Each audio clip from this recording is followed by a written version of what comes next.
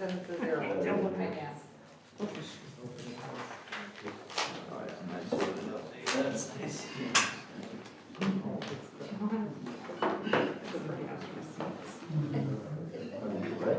don't know how we got in here.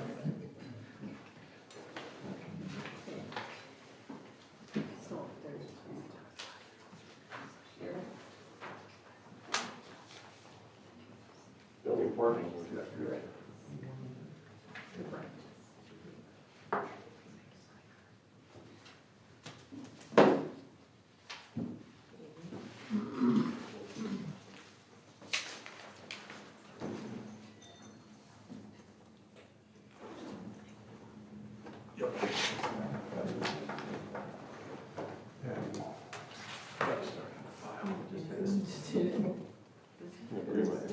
I didn't know what to do.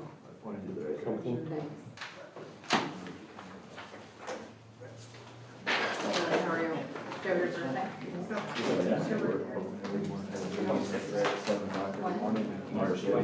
Oh. Yes. I was I in love the it. flower Happy at belated, happy belated. I love it Oh, when thank you're doing something and all of a sudden you delay. Were you that in so long. Florida? I was, yes. That's awesome. Oh. All right. Peachy keen. Because you can only say delay 4 hours. And then it doesn't do that anymore.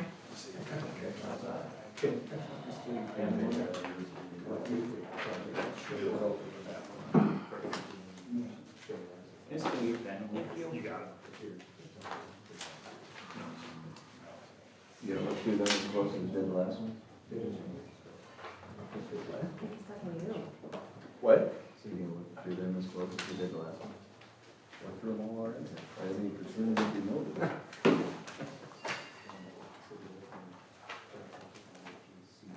Keep throwing shit.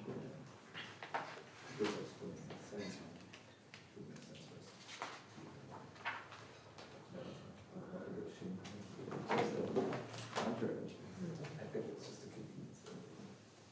So, rather than worry about this.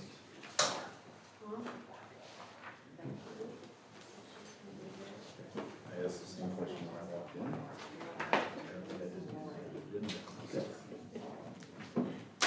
Sure, I was counting on him, he said he was home and up, and you know, said he didn't.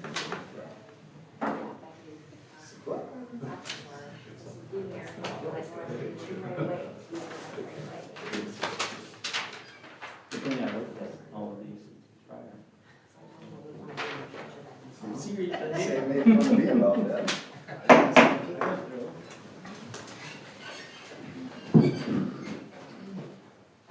Pledge allegiance to the flag of the United States of America and to the republic for which it stands, one nation, under God, indivisible, with liberty and justice for all. Good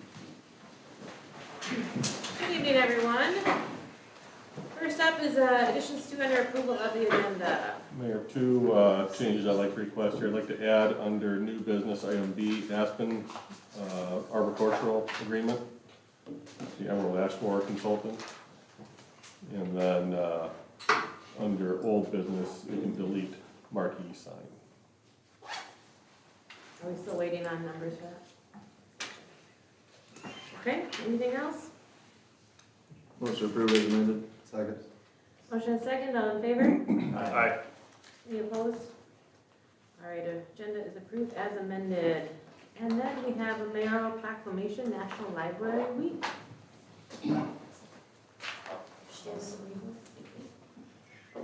She snuck in. Yeah, all here.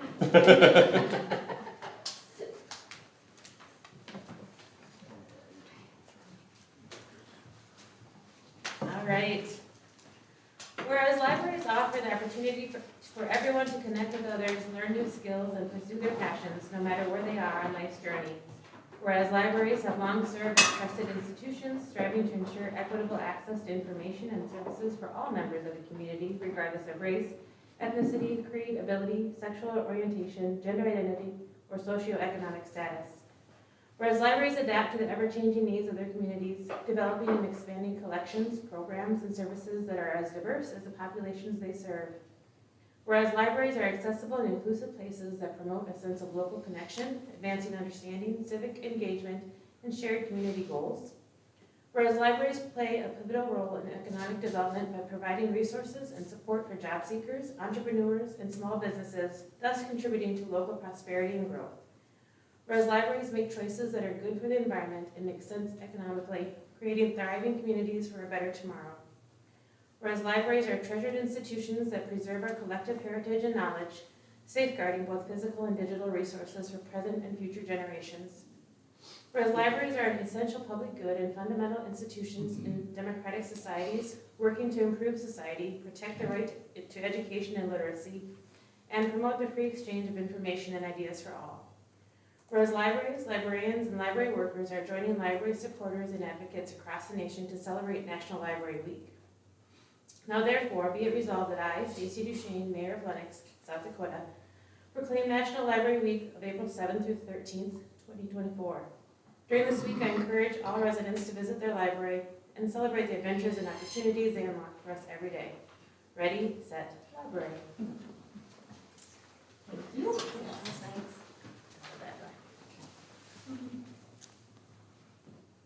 One, two, three. Couple extra. Yeah, thank you.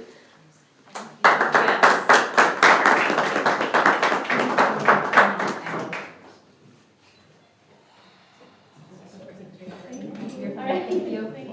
Open house is Thursday from 10 to 7 with cookies and juice and coffee.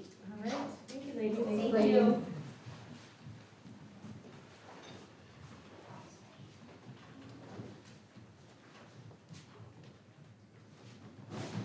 All right.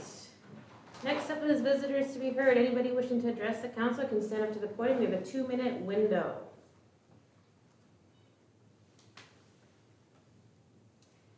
Seeing none, we will move on to the consent agenda. Motion approved. Second. We have a motion and a second. Any discussion there?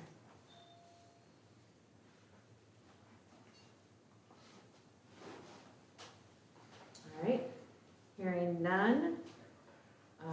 Roll call. Mulder. Aye. Doherty. Aye. Welch. Aye. Bowers. Aye. Riley. Aye. All right, consent agenda is approved. Moving right on to old business. Item B, transit building expansion. Mayor and council, you'll recall the Community Transit of Watertown System presented information regarding their building expansion at the last city council meeting.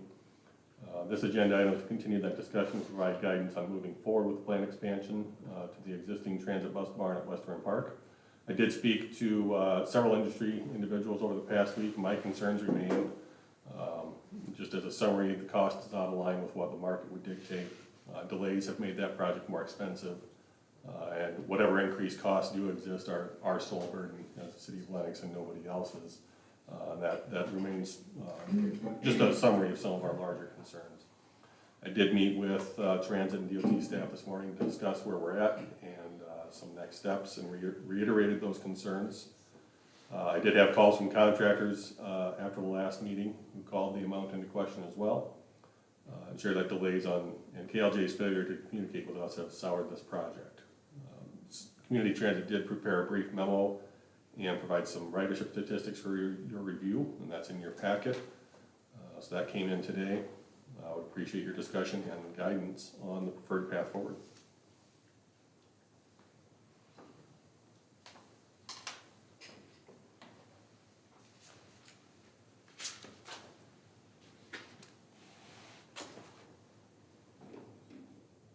So, if we don't say, yeah, this sounds good right now, it sounds like we lose that grant. And then if we wanna go for another one, it's due in December. The next funding period would be due in December, yes. I mean, just as some notes that I jotted down here with the timeline, the old timeline is that, there are some clear issues here that affected the timeline. The planning application was submitted after the construction application. So there's in my mind, a bit of a mismatch there. So if the December deadline is planning, I think that makes sense. If it's construction, I just wonder if that's the right process. So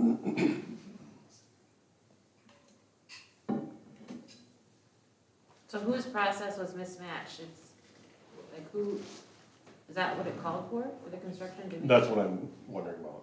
In my mind, planning would come prior to. Which would make sense. Right. That's the case for most large grants of this nature. Says your planning application is due in December.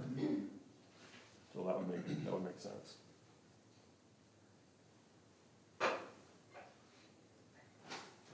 Well, have you looked at any other locations that the city may have that we could relocate this to?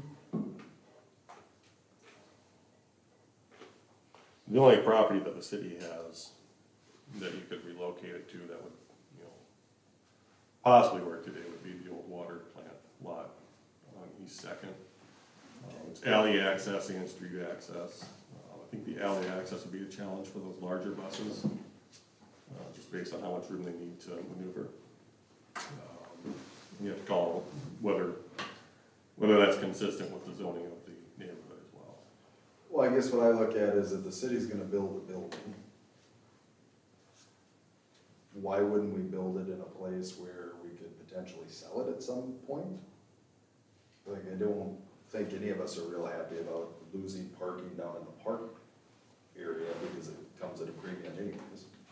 Could this be added to the large concept municipal building Yes. in the future? And can we use federal dollars for that rather than just this building alone? We would probably be able to use federal dollars for the transit portion. I did talk to them about that this morning, that, many years in the future, this is what we would like to do. And I think it makes sense to make that a home for transit as well at that time. But we don't have any land, we don't have any planning, we don't have a feasibility study for that building. That's many years in the future. In the meantime, we still need to have something.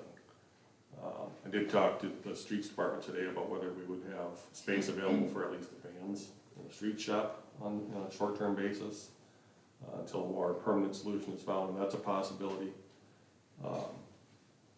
I think regardless of how we move forward, I don't think I'm speaking on a line for DOT here, because I think it'd be difficult to meet this construction schedule by the September deadline for the grant. So either way, we're either going to ask for an extension, or we're going to have to go for a different grant. Or no grant at all, and we do it on our own. What would an extension look like? We didn't get into that discussion too far. Generally speaking, would you ask for 6 months, a year? I'd probably ask for a year in this case, if they'd be willing to grant that. But we're also looking at a 3 to 4 year grant window that's been open, and I don't know how willing they'd be to extend that.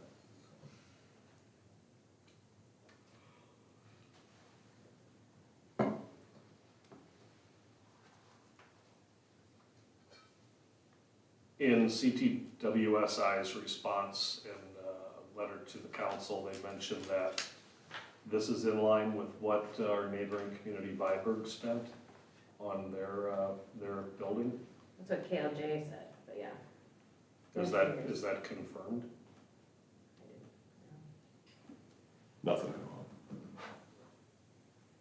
It's still hard to fathom $1 million metal building. Yeah, theirs Viber's was 800 for 4 stalls. And I pointed out, if you look at the line item estimate here, 34% of this project is KLJ. And that's just, I'm sorry, way out of line with what I would expect for a building and project of this size. You look at contingencies alone, they're asking for 20%. This is a known building. 90% of the work is above ground. You know what you're getting. Right. Boynton Avenue is a $5 million underground utility project. 15% contingencies. That just doesn't line up to me. Nor does mobilization, nor does mechanical, nor does utility and site work. None of it. So what are we risking if we wait? Building costs potentially increasing, and then the wear and tear on the vehicles, and then Gene can't work or has to work from home? Continue, yeah. Does he not liking working from home? I think, yeah, I think Gene will be fine with, Does he have the setup that he needs and all of that? I assume he does, but it doesn't, the setup they have doesn't make it conducive to using the best software that they have for routing and those kinds of things, from what I understand. They can continue, in their current state, but we prefer not. I mean, having bands sit outside or at an employee's house is just not ideal. But it's also, this is a different business, this has nothing to do with us. This isn't our business, this isn't our problem to figure out. I mean, the van sitting outside is the Watertown area transit people's problem. And for $200,000 to add, I mean, it's $400 a square foot. Why are we talking about it then if it's not our problem? Because we want to provide this service, or make this service available for our residents. And there's a city portion of it with the grant. Yeah, we have to pay 20% of the bill. So it is our problem, is what I'm getting at. It is our problem. A fifth of Right. our problem. And it's, at this time, planned to be built on our property. Right. Right. And it's our citizens, it's our kids that are getting bused Well, to school. no, that are- and the problem I'm talking about is the vans being parked outside. Like, we have hundreds of residents that their vehicles are parked outside. It's not that big of an issue, in my opinion. I don't think it's a $1 million issue, but what's it gonna be in 5 years? Or 10? Well, I think if you get the right team selected, it wouldn't be in this long term between now and the next step. Couldn't the city just put it out for local bid and then, just use the same 80-20 split, or not? No, Because they're probably named on the grant, I would assume, so they can't transfer that. correct. Yeah. DOT would sub-grants it, DOT is the pass-through to local transit. Now, local governments are eligible for transit dollars, but I don't know how that would work in a case like this, where it's already been awarded and there's already a transit agency serving the area.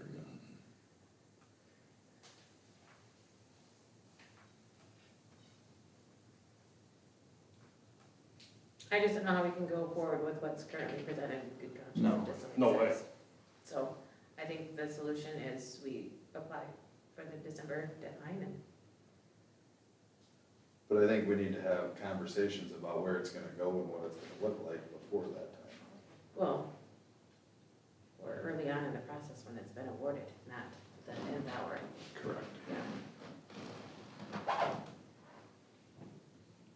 Yeah, the way this is constructed with this grant is not amiable for us. No. There's no way our taxpayers would support this level of expense for the payback, and I wouldn't support moving forward. If we need to walk away from the grant to save ourselves $200,000 on this project, I'm fine with that. Especially if the overall project could be 50% of the proposed. So are you looking for like a motion to table, or? No, I just need a sense of, you know, where the council wants to move with this. I met with Transit this morning. Kathy did apologize to the council for their level of preparation and the delays and, you know, the hangups on this project. So they recognize that there are some challenges on their end that contribute here, so. Let's diligently work to an amiable conclusion. This is a service that our residents count on in many cases. So finding our path is necessary. This just isn't it. I agree. All right. So what I'm hearing is drop the grant, new plan, possible new location. For communication. Yeah. All right. On to new business, item A, museum and band shell architect interviews.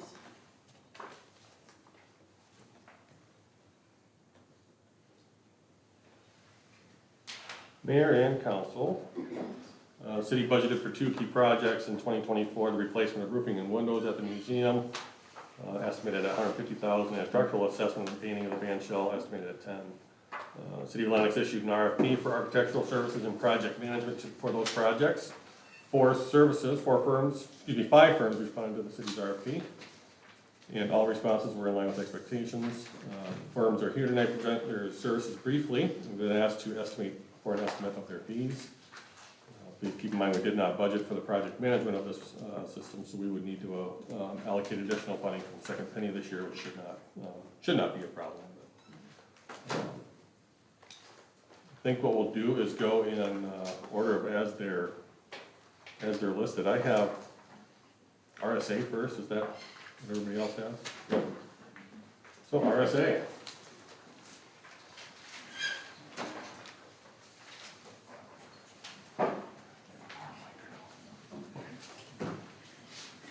Good evening, City Council, Mayor, and City Council members. My name is Keith Newhart, our architects. This is Mitch Schlingman with RSA. We would be the architects on the design, or the re-roof and the window replacement project. And we have Justin Christensen here with Rise Structural Associates, and he would be doing the analysis of the band shell to determine what would be the next steps for you to stabilize the structure and keep it upright. We have,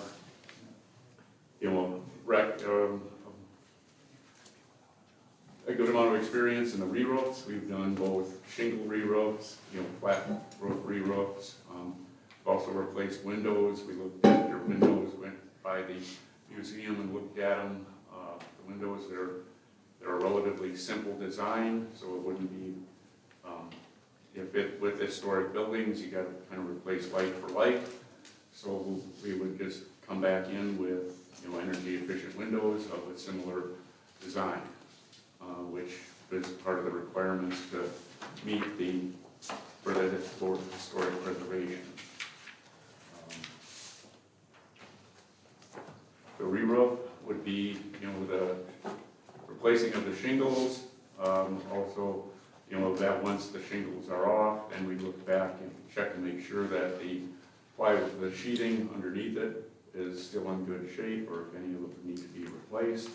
We would do that at that time, and then put on new shingles of whatever type of shingles you feel you'd like to have up there, and seal everything up, and you'd be good to go. I guess, Justin, do you want to talk about Yeah, so we've got experience in band shell restoration assessment. We've done about half dozen of them over the last 5 or 6 years. Most recent was the McKinnon Park band shell that we were a part of, and that just completed last summer. So took a brief tour of the band shell a few months back. Didn't really get to look too much into it, but the structural assessment will decide kind of where you go from there and what options you have. Is our band shell, obviously, the way it looks is similar, but is the construction similar to what you experienced in McKenna Park? It is. It's very similar to the McKinnon Park one. The same kind of dome structure, the tiebacks to the exterior walls. McKinnon has those towers either side that your band shell doesn't, but a lot of the bones are very similar. Good. Yep.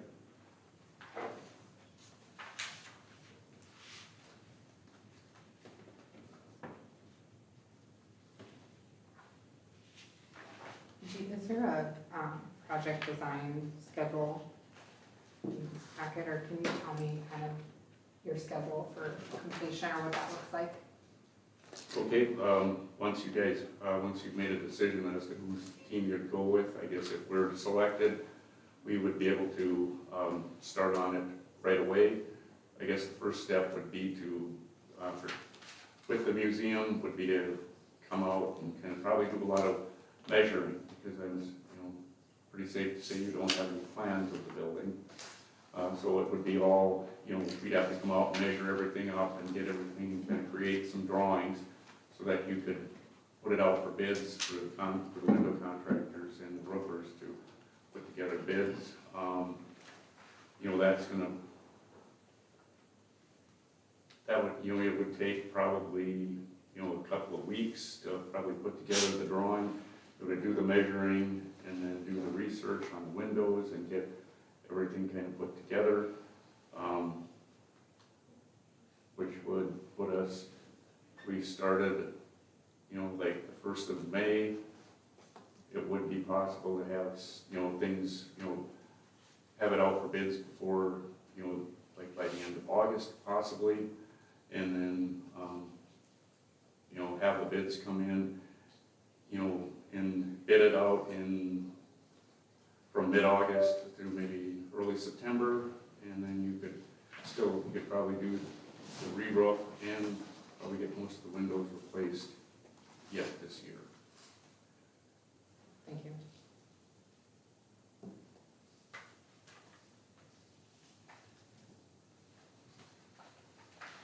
How difficult is it to get bidders on projects like this? Everybody's busy. Right. So I guess that's one of the things, we can reach out to contractors that we've worked with in the past that do this type, do kind of the window replacement and roof replacements, and let them know that the project is out there.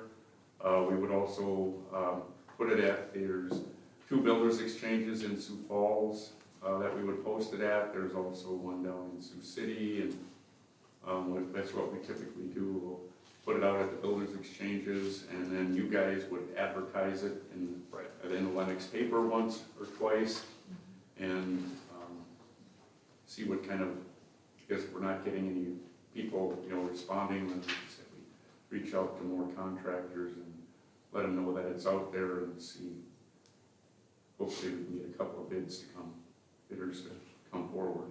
Do you find a fair amount of contractors or a handful of contractors that follow your work, that are always interested in what you're doing?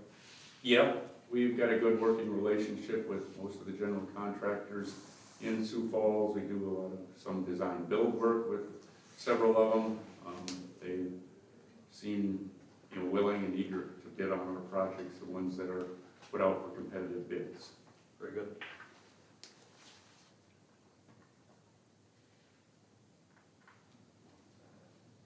Then your estimate in here, this 21,950, that's includes all your measuring and your drawings and all that kind of stuff, or? At this point, yes. Okay. I guess that was what we came up with initially. We have to, kind of evaluate it again and make sure that that number is still accurate, and then sign the contract after negotiating. Okay.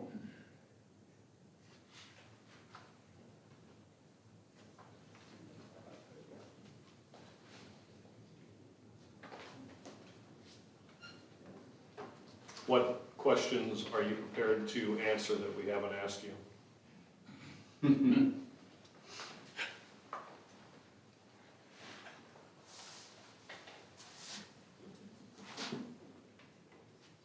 How long did it take to do the McKenna band shell? Did you? So they started, it was about a 6 to 8 month ordeal. There were significant structural things in the towers that hadn't been done. A lot of rotting of the wood around the sills. But I think, I think it was about an 8 month build. So along with those lines, with the band shell, if you said we can bid the museum and stuff yet this fall, with the band shell, if there was work to need to be done, be at the same time? I guess at this point, the analysis, I guess it would be, after the analysis, I guess then it would be up to you guys to decide if it's worth it, or if it's, if that's in the budget. We could, depending on the extent of the work and when we get approval to move forward, that would influence whether or not we'd be able to. My only Get question that is one. because it's used at least weekly, if not in the summertime, so. It's usually a 2-part process. You usually go through the structural assessment. We would provide preliminary recommendations, but then the second phase of that is putting together actual documents so that can be bidded out. The report really isn't a biddable document. Right. It's more of a narrative to what you can do. So, but that's not to say that you couldn't go right into phase 2. assuming that most of the structure is in good shape.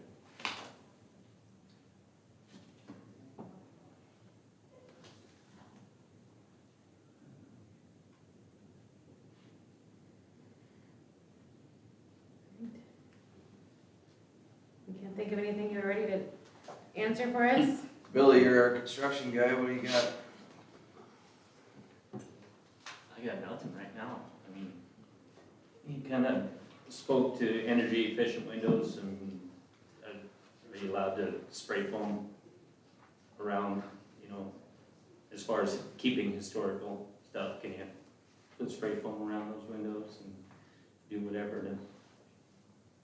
If it was like on from the inside, I guess, you know, the goal is to have the look, is not to alter the look. Okay. There, so I guess, typically what you do on the outside is you set the window and then you'll kind of caulk the joint. On the inside where you'd have kind of more of the shim space and things like that, that area there where there are some gaps, you'd be able to spray foam, you know, on the inside, and we just have to finish the walls back to, up to the window frames again to bring it back to what it looked like before.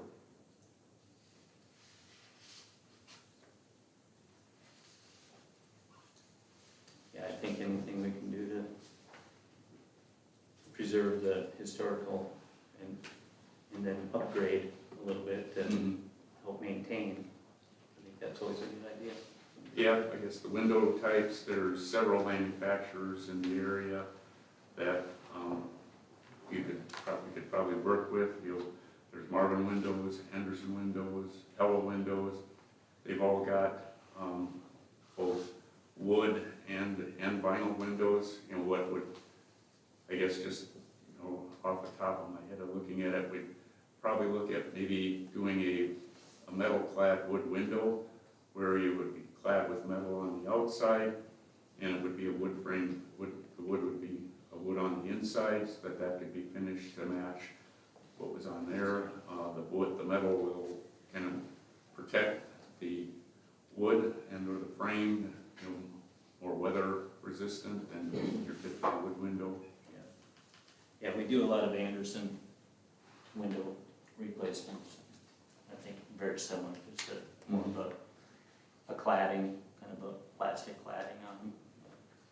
Yeah. Yeah, there's either metal or vinyl type plastic, you know, that type. Yeah.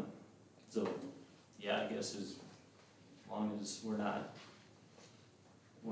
you know, kind of beholden to a certain window that. No, that we would come up with the design that we, you know, I guess basically the windows are gonna look pretty similar to what they are now, except they would have, instead of single pane glass, you know, we'd have the insulated glazing on them. And then we put it out for bids, and then I guess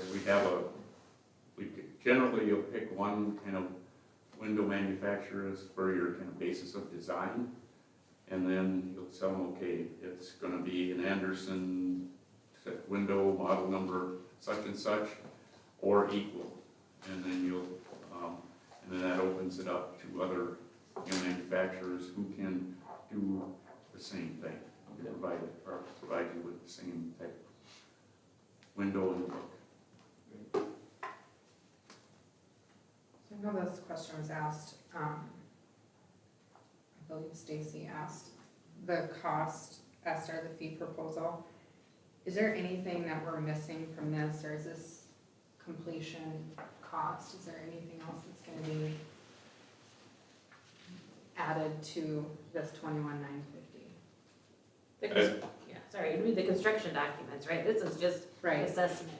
yeah, Yeah. but, This is, so you'll all remember with the utility rate study RFP we did out last year, there was kind of a roundabout, you know, this is our base fee estimate that was put into those as well. That final amount is determined based on the discussions that we have after you've selected.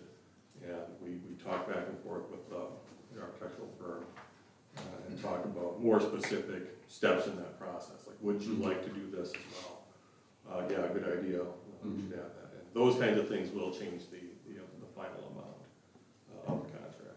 It does include some of that initial measuring and things like that, so we did include that as in,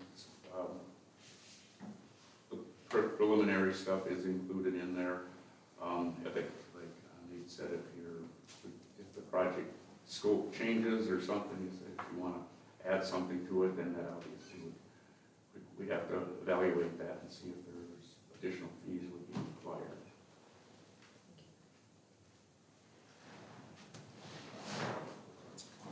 All right, any other questions? All right, thank you so much for coming down tonight. Thank you. Thank you.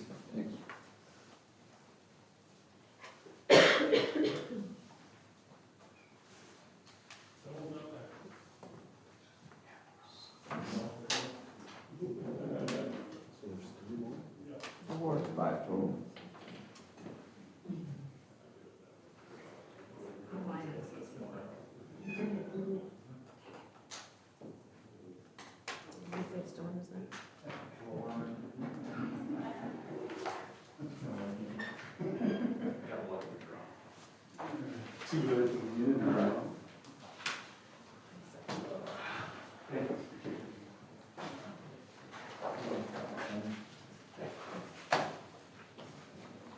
I don't know if you guys have PDF online or not.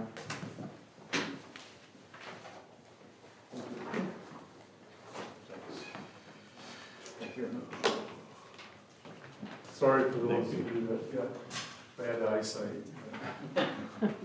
I went more with the area to write on the bottom than eyesight. At least for notes, I like it. They've got this in their packets too, so.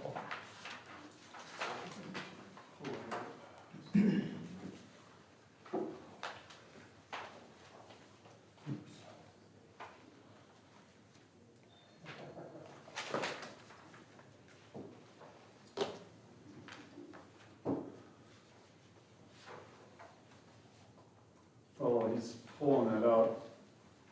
Well, thanks for inviting us in for an interview to kind of further explain a little bit about what we can do to help the city with both the House Museum and the band shell assessment.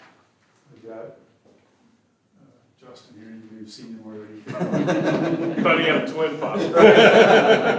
Both shot and cold, so you're right. So I'm hoping he gets his presentations right. So I got Bracken here. My name is Jordan. We're with Stone Group. And so we'd like to kind of go through a little bit what we can provide for you. Like I said, here you can see on the brochure up on the screen, I'm a principal architect at Stone Group. I will be the project manager as well on this project.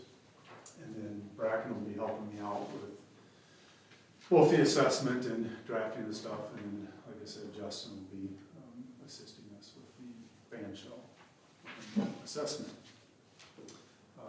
Beyond that, on the next slide, we'll have another architect within our office that will help us with QA/QC. We always do a review of our own documents just to make sure that what we are putting out is the best documents that we can provide for bidders, so that there's no confusion and we don't have error bids, high or low bids, whatever.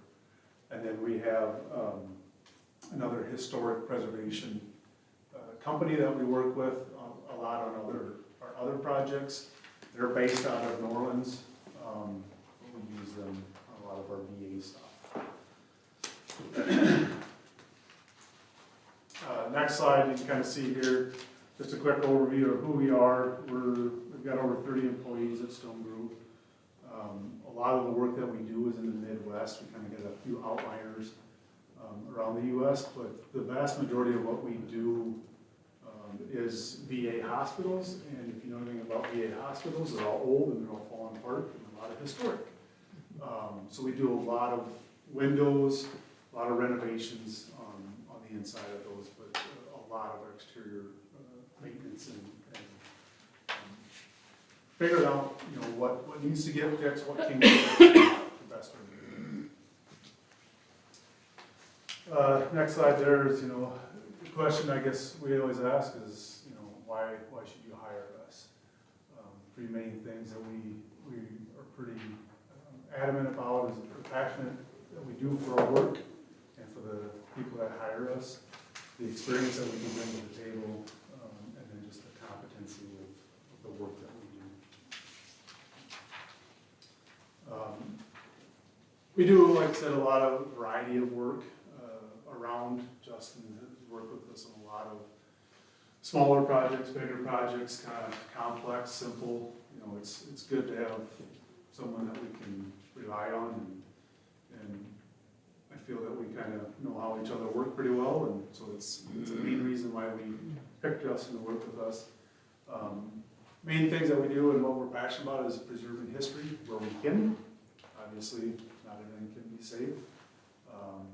There's a lot of different types of work that we do, whether it's multifamily, government, VA, municipality, all kinds of work.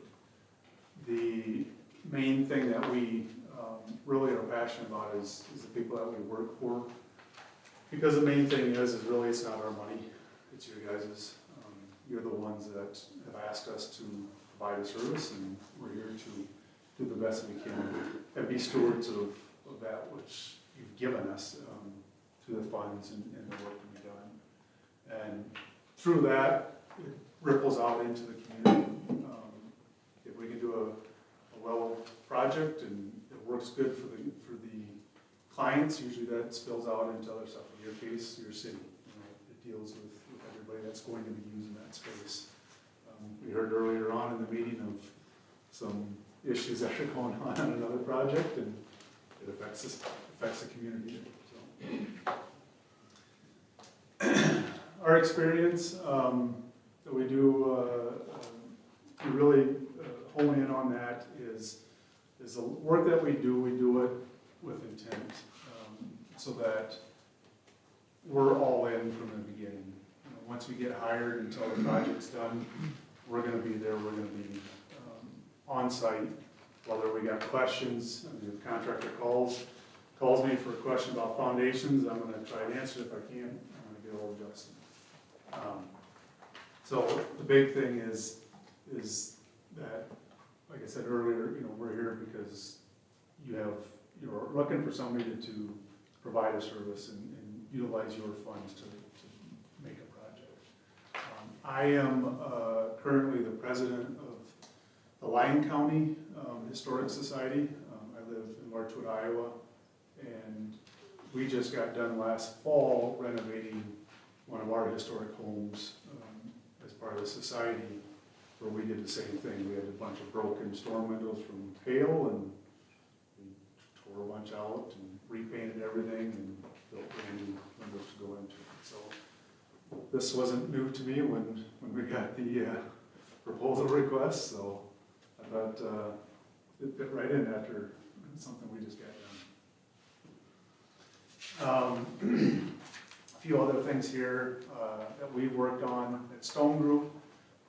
The Osceola County Courthouse, obviously this is much bigger than what we have here, but this just shows kind of a little bit of the work that we've done with window renovations. This was a pretty big project, the Osceola County Courthouse. The next one there, Mortimer Commercial Buildings on Sioux City. Again, when we get into historic preservation renovation, usually the biggest thing is windows. Trying to get them to match what SHPO requires is always fun, I'll say. Is that the Commerce Building? Yeah, yep. And with these buildings, this one and the next one, the Benson Building down in Sioux City, we had some back and forth with SHPO. Obviously, they try to keep as many historic windows as you can. You can't keep them all, unfortunately. On the house, it looks like there's pretty much a lot of them are in pretty good tact. And then, Justin, you brought in the one, the fire station. Yeah, this is our office in Sioux Falls. This is an old 1960 Fire station, in Sioux Falls, east side. It's right in downtown, just east of the tracks. This is another building where we not only renovated the whole inside, but it was restoring a lot of the old windows. Some of them back to the original wood and some into new ones where we could get them to match. And then there's a Benson building. Again, that was another one that right down the street pretty much from the Commerce building. But again, another steel window renovation that we had to do. We also did the whole inside on this one as well. And next slide there. Yep, and that's the McKinnon Park bench that I talked to you guys about earlier, that got completed in summer of last year. The towers, either side of the band shell required a lot of structural rework, a lot of rotted wood at the base, but also the band shell on the stage floor required some reinforcement. So there was aesthetic parts of it as well, but a lot of it was structural, and we were hands-on on that from day one. So. And that was a renovation, not a new one. Right, renovation, correct. And, we are confident. Well, one thing that we do try to stress a lot with both our design and the way we approach a lot of stuff is common sense.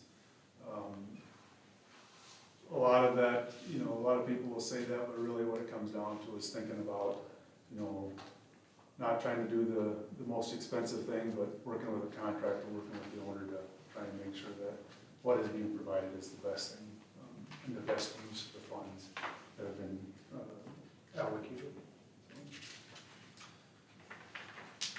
One of the systems that we're going to utilize with what we do is laser scanning, and Brack, kind of explain a little bit of that. Yeah, so like Jordan said, we do a lot of renovation work and remodel work. So the last couple of years, we've been taking advantage of technology that's LiDAR scanning. So basically, we walk around with a portable, in this case, a portable laser scanner, and we'll walk around the exterior of the building, up, down, and get a full point cloud of the building. For the museum, this is going to help us, get accurate roof slopes, dimensions, anything we can to get a better bid set for the bidders, right? We're going to have a more accurate set of drawings than we would if we were out there, shooting lasers and tapes all over the place. And we would do this would be a very quick process and be a very accurate process.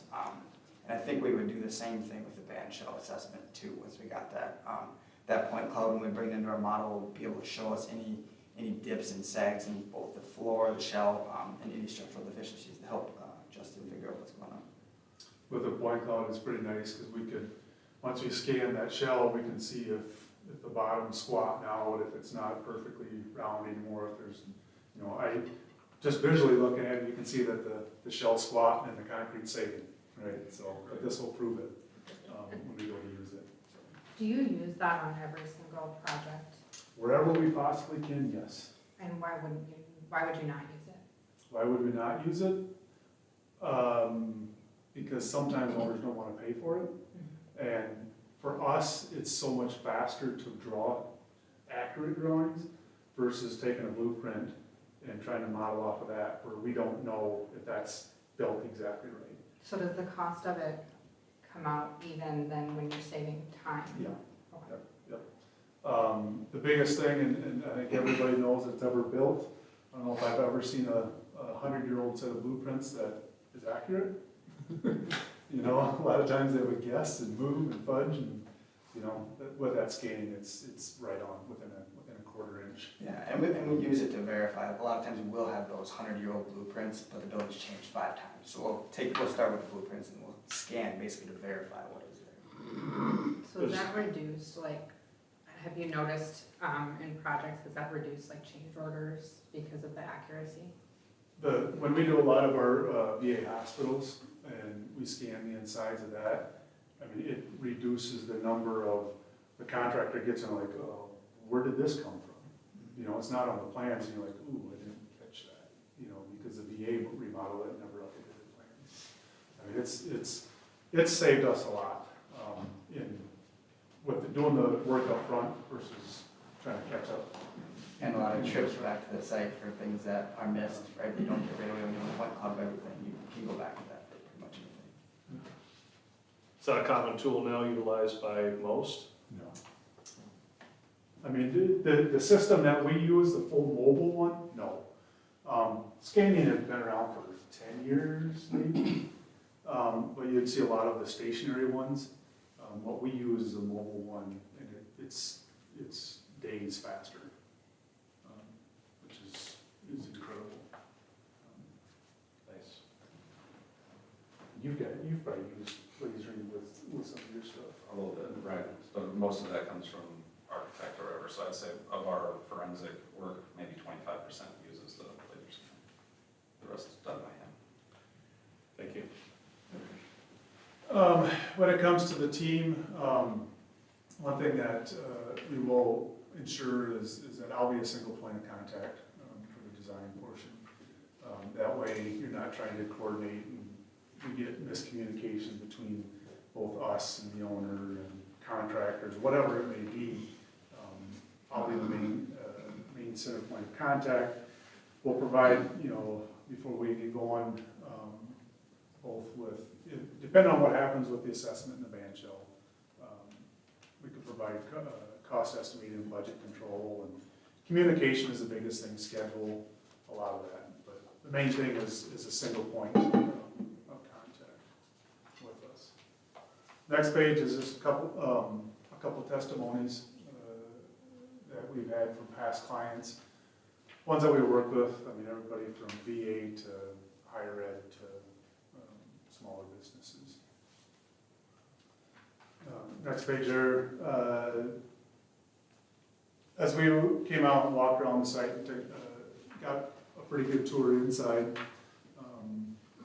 as well as both the outside, we were able to pretty quickly assess the paint damage and things like that. So it's obviously needing repair. Some portions will be easier, some will be a little bit harder to address, but as you can see, well, you guys all know, it needs help. The roof, we couldn't get on the roof, unfortunately, though. I don't know, you wouldn't let us up. The band shell, to me, it's pretty straightforward. I mean, we know what we're going for. We know what we're going in to look at, see what's wrong with it, see the damage, what do we need to fix it, and then, is there a way that we can help or assist the decision whether you fix it up or make it new. I don't even know if it's in the conversation or not, but when you start looking at some of this stuff, it's like, okay, the cost to repair it is just too much. We can, and that's the nice thing with the scanner. We can scan this thing, and if you want it to look exactly like it, we can rebuild it exactly the same way it is. Without the sagging.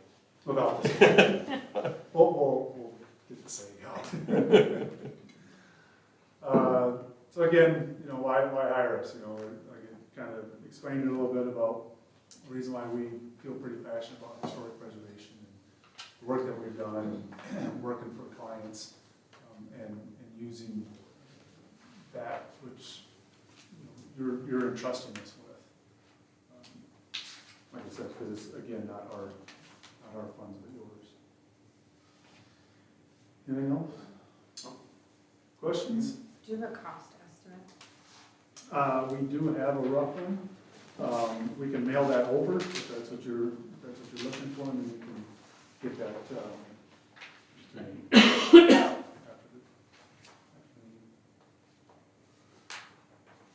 You mentioned you can't save everything. Can you give us examples of things that you were not able to save? Like in the house that we did, we had several windows that were just completely rotten. Like we couldn't even remake the wood hard, even with all the filler stuff out there, so we had to pitch it. But the nice thing about it is using what was there, we were able to match profiles and things like that. Some of the sills were completely rotten, we had to pull sills out. That's where we come in and talk with Schiphol and say, okay, we know you like to keep it everything exactly as is, but we can't fix this. Like, we have to be able to put brand new in. And that's where it's the good communication with Schiphol where that runs smooth. It's when you start tearing stuff out and Schiphol doesn't know about it and they show up and like, well, this is all brand new, you can't do that. So. And I see you have a historic preservation specialist on your team. which is nice. We use that company and another one, for a lot of our historic stuff, because they just help with the paperwork. If There's you- a lot there. Oh, yes. there is. Hopefully, we don't have as much paperwork on this. I have one more question on the laser scanner. Dabble in that a bit myself, and do you do anything to like calibrate, make sure that we laser scan bridges, and then we also do the traditional survey to make sure that our bridge is in the right spot that our scan highlighter said it was. So I'm assuming you do kind of a couple checks. Yeah, when we start our laser scanner, it calibrates where it's at on the base. So it's a mobile one, which is different than a lot of the stationary ones. And when you come back and finish, if it's not exactly where you started, it'll be able to tell you that scan is off and you have to redo it. Okay. And then when we bring in the stitches, stuff, we can verify if there's any discrepancies or something's not flat. The Right. software that we use to stitch stuff will flatten it. And one more question. If we're paying for the laser point cloud, is that a deliverable? Do we get that? We use that to model, we'll use that point cloud to model the house, so that when we produce the bidding documents, it's exactly what it is. If you want the point cloud, you could have it, but it's huge. It's huge. I know that. I don't know how we can store it, but You know, so part of our deliverable would be a set of bidding documents, and if you want it, we can provide a Revit model. okay. You know, so then you've got the museum as a model. Moving forward, yeah. And we did just get it back from, the scanner back from Switzerland a month ago, so it's accurate. That wasn't fun shipping it over there. Anything else? Just to go back to your question about what can and can't be saved, you know, from the structural assessments standpoint, condemning a building is always the last resort for us. The only times where we found that they've actually replaced it is just the cost to repair it exceeded what the replacement cost, or it was 6 in one, half a dozen the other. So, yeah, I don't envision this being a condemnable type situation. It's just how much is it going to cost to repair? Yeah, if you dump $300,000 into a repair and it was only going to cost $200,000 to build brand new, you know, just initial observation when we were looking at it, the sills of the whole band, the shell, were completely rotten, and I was just visually looking at it. So to fix that, you're either lifting it up, repairing a lot of that, or you're going to try and slip stuff underneath it. So it's things like that. Comparatively, at McKinnon, they did have to replace the entire sill of the band shell. That's pretty common, just the way the drainage of the stage 4, you just get some standing water in the backs of those areas. So for this summer, internally, is it safe? I know you're not an inspector per se, but if you said it's rotting, I mean, can we have our whole band up there? We would definitely address that in the assessment. If you hired us, we'll let you know. Well played, well played. I can't see. Lauren here is on the band. She's down there. It's been standing a lot of years. So you would scan the house, and that would be everything, or just what we're looking to have? We would just scan the exterior, because that's what Right. this is for, is the exterior That's roof. what I figured. But yeah. If need be, we could always do the inside. There's plenty of other issues in there. Yeah. And you guys would figure out, like, going back to the museum, as far as the windows are concerned, you would keep the original windows in there first before? Yeah, I mean, we'd have to look at some of the windows where the storms were gone, if some of the inside windows were still good enough. And that's what the whole investigation would tell us, whether it is or not. But a lot of times, once you get that storm back on the outside, you can protect all that wood on the inside. Sure. But yeah, number one would be trying to keep as much as you can, because usually when you replace stuff, it's never going to look the same.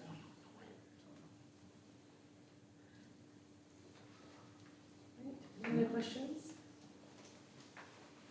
Thank you. Great. Thank you so much. Thank you. guys. Thanks.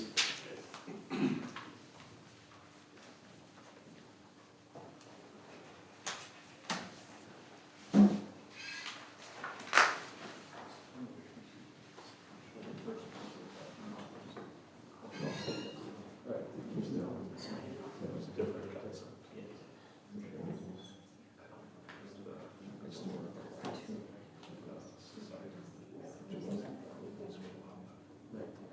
Yeah.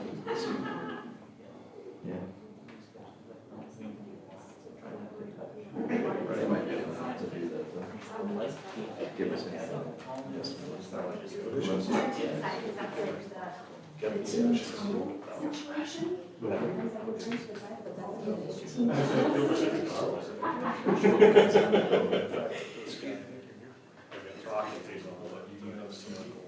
We also have it on there. Oh, awesome. Perfect. Sure, lovely. Want to do that. Good evening, everyone. Hello. So we're the team from ID8 Architecture, and I want to start by saying we're excited about this project for two very specific reasons. One, because we love working with rural communities, and two, because it's historic preservation related projects. The way that the ID8 team exists in rural communities, we're all from them, and so we like to say that our specialty is not necessarily historic preservation or housing or schools or anything. Our specialty is rural. And so we love working with rural communities where we have the opportunity to solve a variety of problems. Sometimes that is historic preservation, sometimes it's housing, sometimes it's industrial manufacturing and metal buildings, as it turns out. So what you'll find with us as a team is that there are 4 people in our proposal. Maddie, Sarah, and I are all members of the ID8 Architecture team. Our structural engineer, Josh Storm, is a PE from TD2, so he's a structural engineer consulting on the project. My background, I'm Angie Borsma. I own ID8 Architecture. Started about 6 years ago. Before that, worked for a design build company. Prior to that, taught at SDSU. And so I have a lot of background and experience explaining things and teaching people as we go through the process. But in addition to that, my background in design build, construction, and architecture together makes me a very practical problem solver. Kind of beyond that piece, a huge part of my graduate education was in historic preservation, and so we've spent a lot of time working in that field for the last 10 or 15 years. So, yeah, let Sarah kind of introduce herself. Yeah. You can click forward a couple slides to the about. Sorry, we're breezing through a little That's bit. fine. My name is Sarah Nelson. I'm a project manager on our team. I've been in a couple different industry, business operation roles over the last 10, 12 years. With ID8 for 2, and all those have translated really nicely into the architecture industry. Yeah, so I handle a lot of the client communication on a project as well as just keeping everything tied together. Yeah. So the other 2 in our proposal, Maddie Reese is a SDSU architecture alumni from 2023, so about a year ago. And then Josh Storm and I have been working on various architecture structural assessments for about the last 15 years together. One other thing that I will kind of walk us through, or I'll let Sarah walk us through, is how we approach the design process when we're working on projects like this that are fairly straightforward. So Sarah, can you want to talk about project approach? So I'll do the next slide. Yeah, our project approach is based on communication, transparency, and trust. Those are the main components to success of any project. And from the start of each project, we collaborate with the client to create a schedule which includes project meetings, milestones, anticipated document completion, design review coordination with engineers, with owner, and all the way through bid opening and construction management. This step in planning and organization from the beginning keeps all team members on task, keeps the project on schedule. It's really important to us. Agreed. So you've got most of our featured projects in your packet for the proposal as well, but I want to kind of breeze through those and highlight a couple things that makes them relevant for this type of project. So the first one that you'll see is the Teen Challenge building in Brookings. This is the renovation of an existing historic hotel into housing. And what that included was a pretty significant work back and forth with Schippo, as well as a full window replacement of the entire brick facade. This particular building was about 85 plus windows in about 30 different window sizes and types, and I spent more time on a JLG lift over the course of 3 days than I ever thought was possible. So verifying site conditions is an important part of any historic project.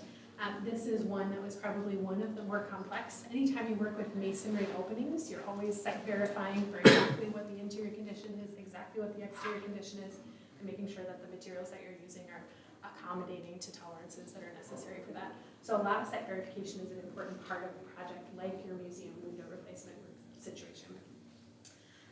The next one is the Ben Franklin Market and Loft. And this is a little bit of a unique project because it's a vertical addition on a historic building. So we completely structurally isolated the new second and third floor from the main floor historic building that was originally there from, I believe, around 1918.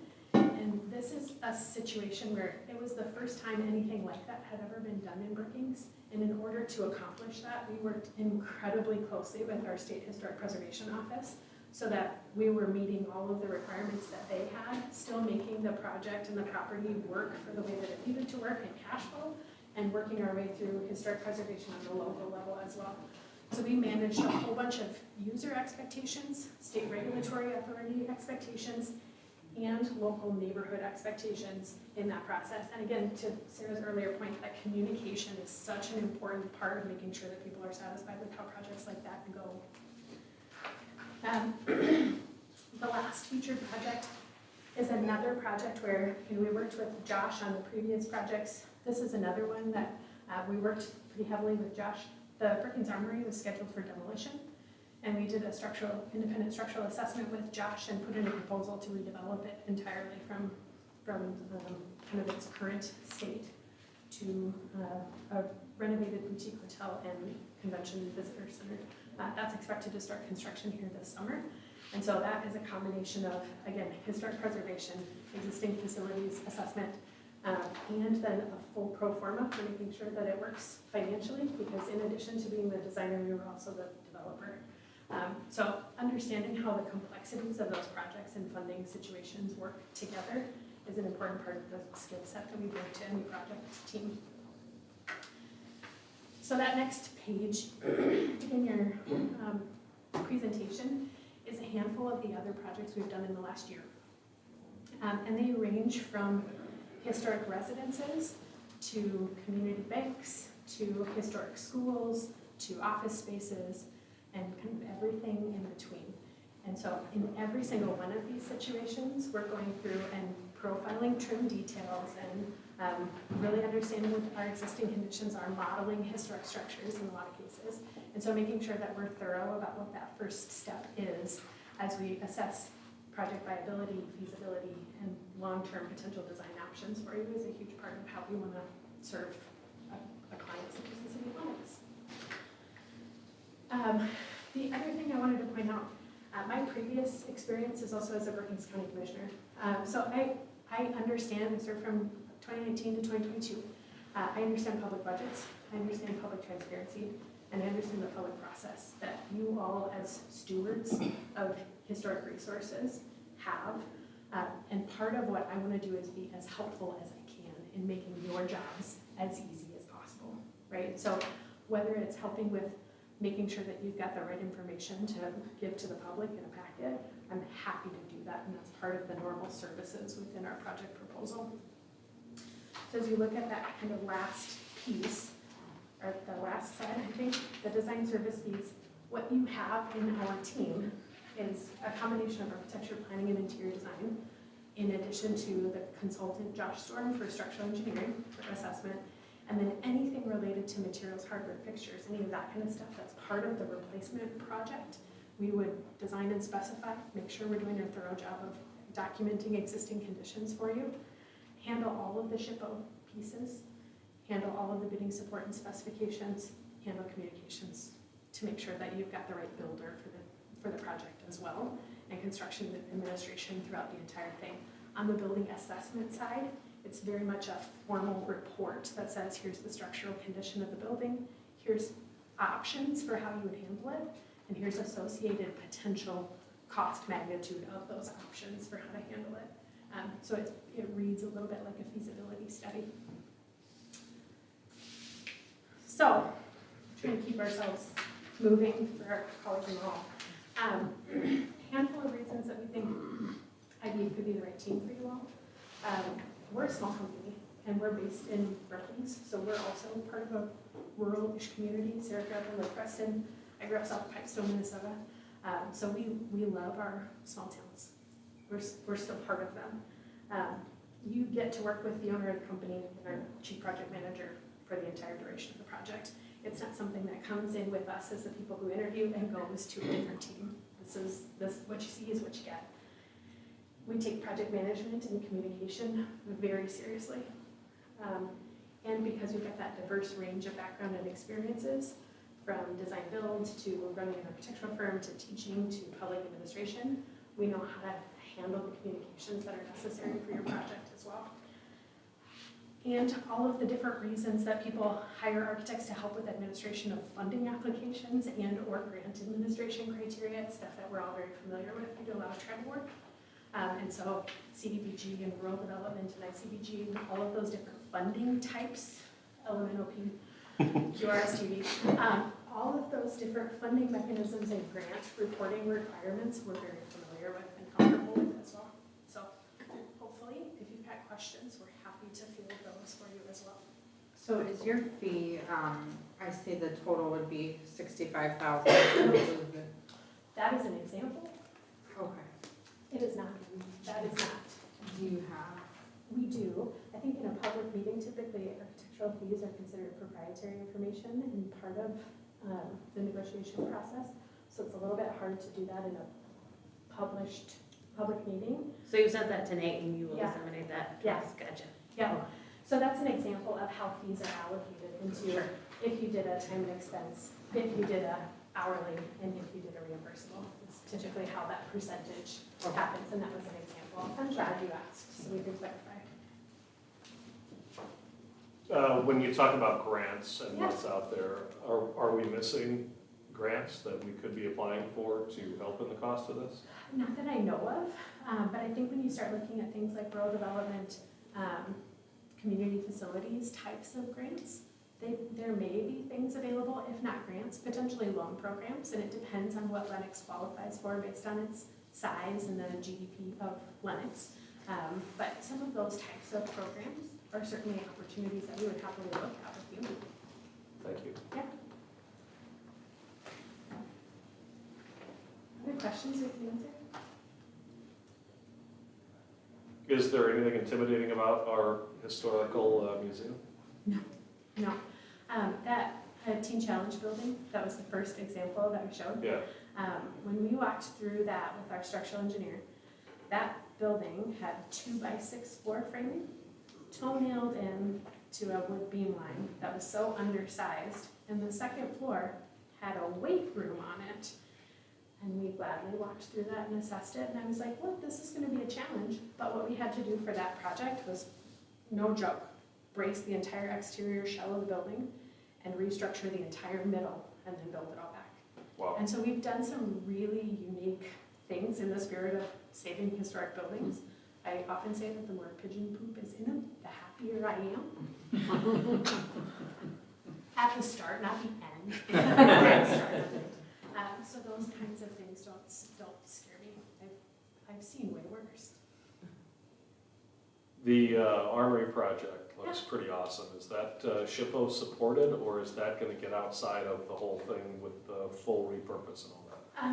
No, so it is, in addition to being SHPO supported, it is also National Park Service tax credit approved. Wow. So we have gone multiple steps to make sure that it's approved on a local level, on a state level, and at the federal level for tax credit reimbursement. So it's a long process, but now that we have done it a couple times, it's a lot easier. Yeah.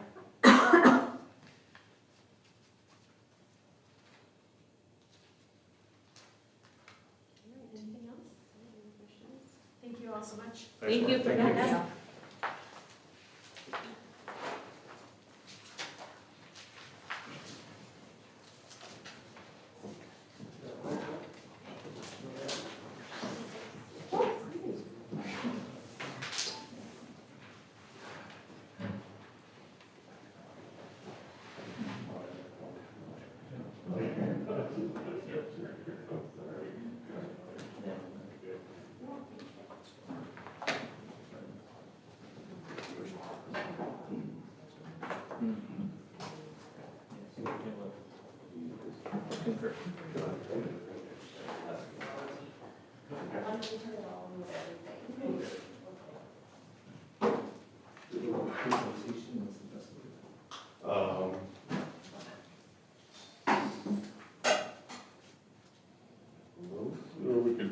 I'm gonna just work, otherwise you could email it to me quick, I can do it on this meeting. Is that work? I can't with my iPad.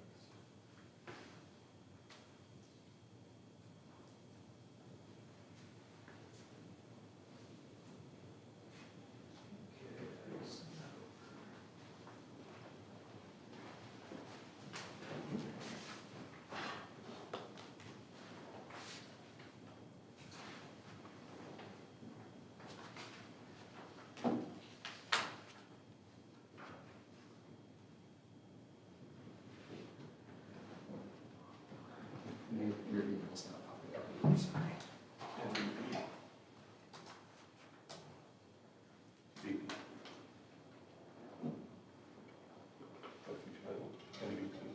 Oh, and Yes, sir. Yeah, it's Lennox SD.com.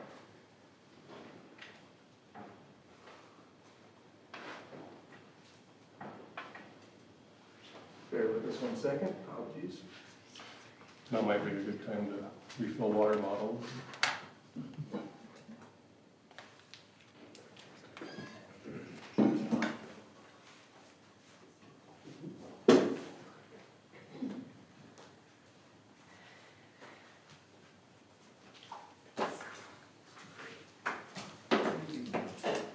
Can you drop it all or?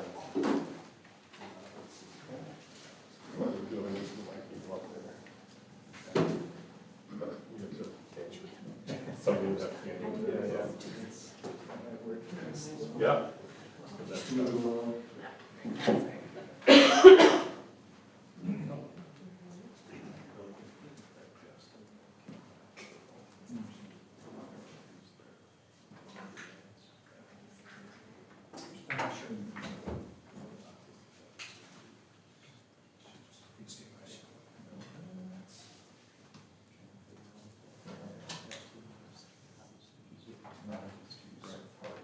Specialized.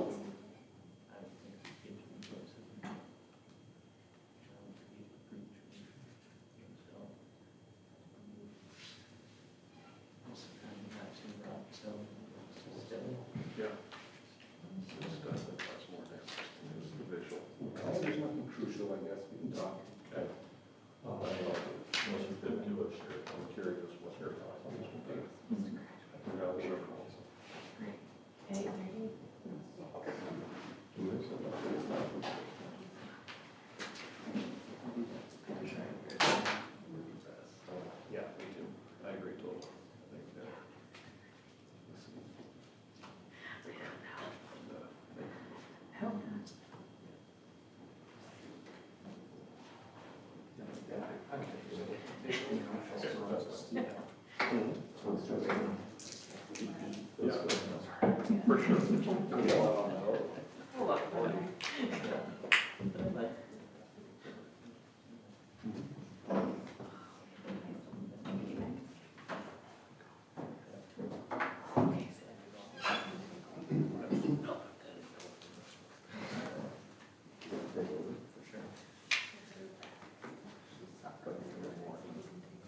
right, we're all set again? Yep. Technology fail on our part, so apologies, but there's nothing too crucial, and I think with the proposals in front of you, we'll be able to cover most of it. So here in the room, I'm Keith Thompson, principal with CoCasr. Chris Brockervelt, Master of Architecture, Project Manager, been with CoCasr for 10 years. I'm Michelle Ribbentrop, I'm the Director of Interior Design. And Greg Hempstead, Structural Engineer. So we just want to introduce our team, talk briefly about our experience in just a little more depth than what's in the proposal, and then our understanding of the project here in front of us. So CoCasr, founded in 1961, we're currently 16 people, mostly architects. We have 2 interior designers, and then support staff of CAD and technical experts. We work with SEA on probably 90% of our projects that need a structural engineering component, and Greg will talk a little bit more about his experience, but he's done more of this kind of assessment work than anyone else in the region, and we trust him implicitly when it comes to anything that is sensitive at all or is going to be tricky in any sense, because he's able to figure all that out. CoCasr, we typically have a handful of preservation-related projects every year. So going back to 1961, that adds up to quite a few. In the last 10 years, we've done about $90 million of preservation-related work, from small renovations to major projects at some of the universities and big additions. So all that plays in. So there's a wide variety of projects. My first project in '06 was a preservation project downtown Sioux Falls that included window restoration, both replica windows on the main level and then restoration of existing upper level windows. So that goes back 15 plus years. Some things have changed, but a lot has stayed the same in the preservation world. So we're pretty conversant and understand the process to check all the boxes, make sure we're complying with all of the standards, and meeting the expectations of your local board, the community, and the users of the building. Chris will talk just a little bit about the roofing side. Yeah, when I came on board, I was taken under the wing of a roofing expert. He also took me on the road. I do a lot of the traveling for the office, through a lot of schools, government buildings, things like that. From day one, he started showing me different roof types. Granted, we do a lot of flat roofs, a lot of EPDM, but in the years, I've been on consulting with clay tile, slate, cedar, standard shingle. So I know what to look for when it comes to roofing. And Greg, I'll let you just say a few words about SEA and your experience. So we've been around since '92, I believe it is. Renovation-wise, we've done lots of preservation projects. Most notably, or some of the old stuff we've done is the old horse barn in Falls Park. If you remember the observation tower just north of that is the old horse barn that was used for the fire department. We've also done the 1888 barn in Arrowhead Park by the Lone Run Golf Course, which is way old, and so it's been a nice project. So again, many buildings downtown, not all the buildings, but many of the buildings downtown Sioux Falls on the university campuses, we've done lots of fun stuff with. So enjoyed working with CoCasr on those. And then when it comes to things like the understanding color selections and what's appropriate for a period building, and we have Michelle here to address that. Yep, so then I'll be working to make sure that all the colors are historically accurate, and then also that the performance of what we're painting, re-specifying, meets what your needs are, whether that's short-term, long-term. I know that there's some other things with the band shell that you want to do. So we want to make sure that we're providing what you want as far as the aesthetic goes, but also the performance side of that for the long term of Do you want it just to last 2 years, 5 years, 10 years, those conversations? Of course, all that has a budget implication, so also Michelle's gonna take the lead on that, understanding the best bang for the buck when it comes to all the, thousands of options when it comes to coatings. Great to have her on the team. So the museum roof and window restoration or replacement, we're proposing a fee of $12,500 as a lump sum, and then we have up to $1,000 in reimbursables, which is pretty standard. We wouldn't expect to get very close to that. But essentially, we're just gonna make another site visit. We were able to walk through once. Most of the original windows appear in mostly good condition, which is good news, but we'll be selectively repairing or replacing those and working through various projects with the National Park Service and the state SHPO, State Historic Preservation Office. They're pretty touchy about windows in particular, and they're gonna need a lot of backup if it's a full replacement. So ideally, we can work within the bounds of their guidelines, stick to restoration, and then everyone's happy. And then maybe discuss on the storm window side some more options for more modern systems there, which is they're a little more flexible on typically. There was one new product that came to light recently that is a potential for this. This is the first project with windows that's come up since, and it's vacuum insulated glass. It's super thin, but has a little insulating layer in it, so it's only 8 millimeters thick. So it essentially fits in the same glazing pocket as standard single pane glass. So that it weighs roughly the same. So in theory, you can maintain operability of the windows. That project I mentioned where we restored upper level windows on Phillips, we couldn't find enough weight to fit in the sash pockets, so we had to just fix those windows. They're just too heavy, and they were sizable windows also, but this is a great product, and also has an R value of 14, which is even better than a 1-inch insulated glass. There's a cost associated with it, but various other grants, funding sources, it might be an option. So it's one that we're excited to look into, and just fits nicely into what we might do here. But beyond that, we're used to the typical role of documenting every window, every part of every window to understand the condition, and then be able to justify to the officials what needs to happen, and then budget and detail accordingly. And then on the band shell, that's where we brought Greg in. This fee is proposed at $4,500, so lump sum, for a report that would assess the conditions and make recommendations, but wouldn't be the full set of drawings needed to hand over to a contractor. That fee would probably add another $6,000 to $11,000 to fully develop those drawings and have something ready to take to bid. Greg, you want to talk any more about your assessment process, but again, we walk through the building. Yeah, like he says, we would generate a report with photos showing the kind of a survey of the problems or concerns. Recommend general repairs, general ways to remediate the problems,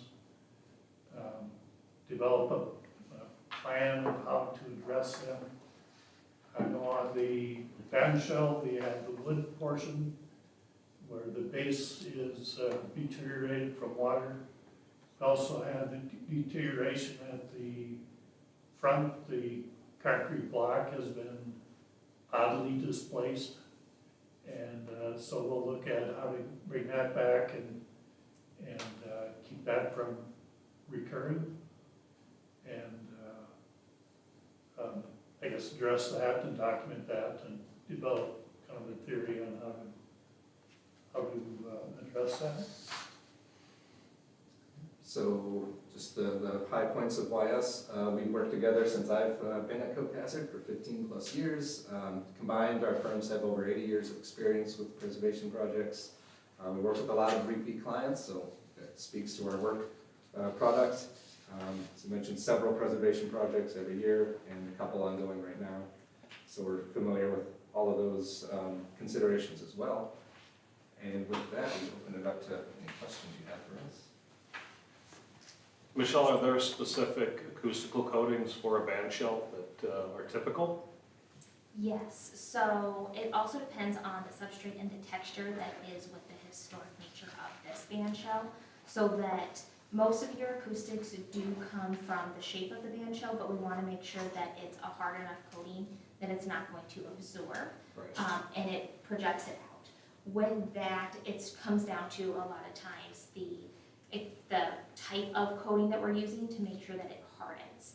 That is at a different price point than like your typical latexes. Like we're going to kind of upgrade those to make sure that we get that really hard and we get the most bounce out of it.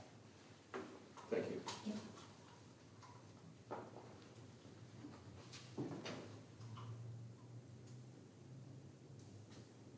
If there's nothing else, we can continue here.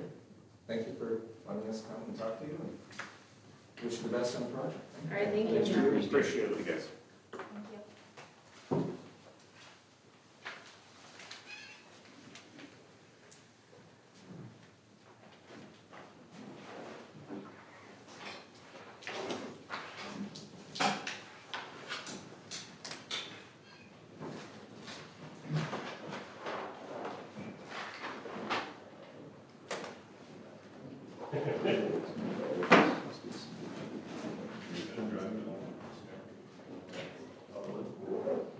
Your house?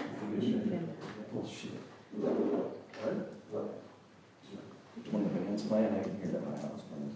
It's awesome. I can hear it. I can hear mine, but I'm not surprised. I'm not surprised Bill can hear it.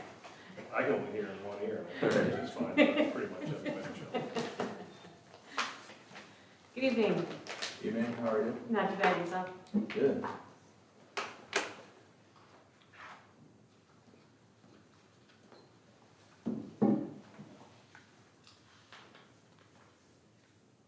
You guys are gonna be happy, I think I have like 4 slides or something. You made up for it in the book. Yeah, I did. I was thinking I'll read the book. I never know which way to go, so. I would say it depends on where you present. There. There you go. Like I have to stand here? No, first, second, third, fourth. Oh, yeah. When? Gotcha, sorry. When? I'm very little, nothing gets past me. All right, are you able to see the slideshow on your computers? Perfect, all right. Is there a clicky thing, or? do I No, have to- just tell me when you're ready. All right, that's cool. I get orders. So firm culture, the gist about our firm, which you may not pick up on the book, because I put about 10,000 words in there, is that we're a community-focused firm. That's from the outset. We have a couple of specialties. One of them is adaptive reuse, preservation, restoration, and where we improve buildings and we improve districts.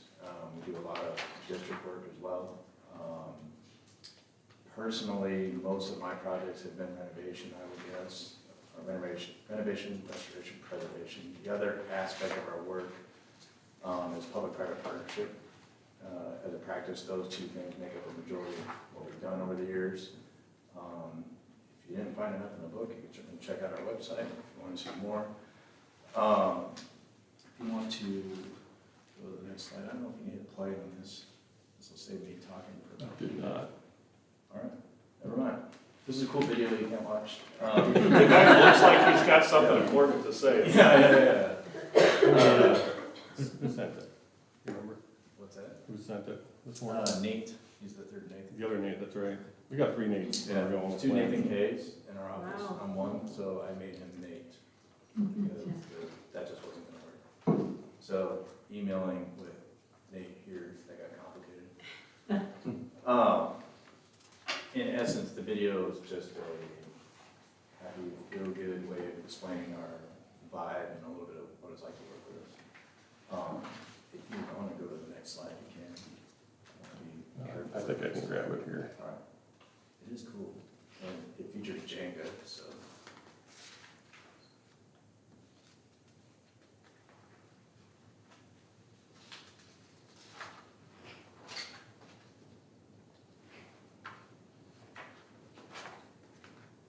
It'll take a second.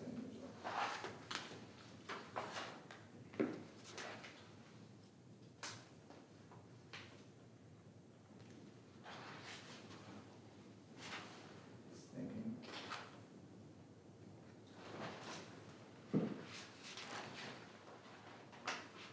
No, for crying out loud. You got it.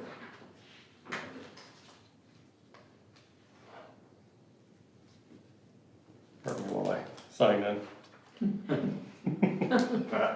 Our practice is located in Sioux City, Iowa. I myself am a South Dakota resident. We're about probably half-half. You know, Sioux City is kind of weird that way. That's not the only way it's weird, but it's one of the ways. Can you confirm? Yeah, right. Got a chance to meet with my college friends here tonight, so that's pretty cool.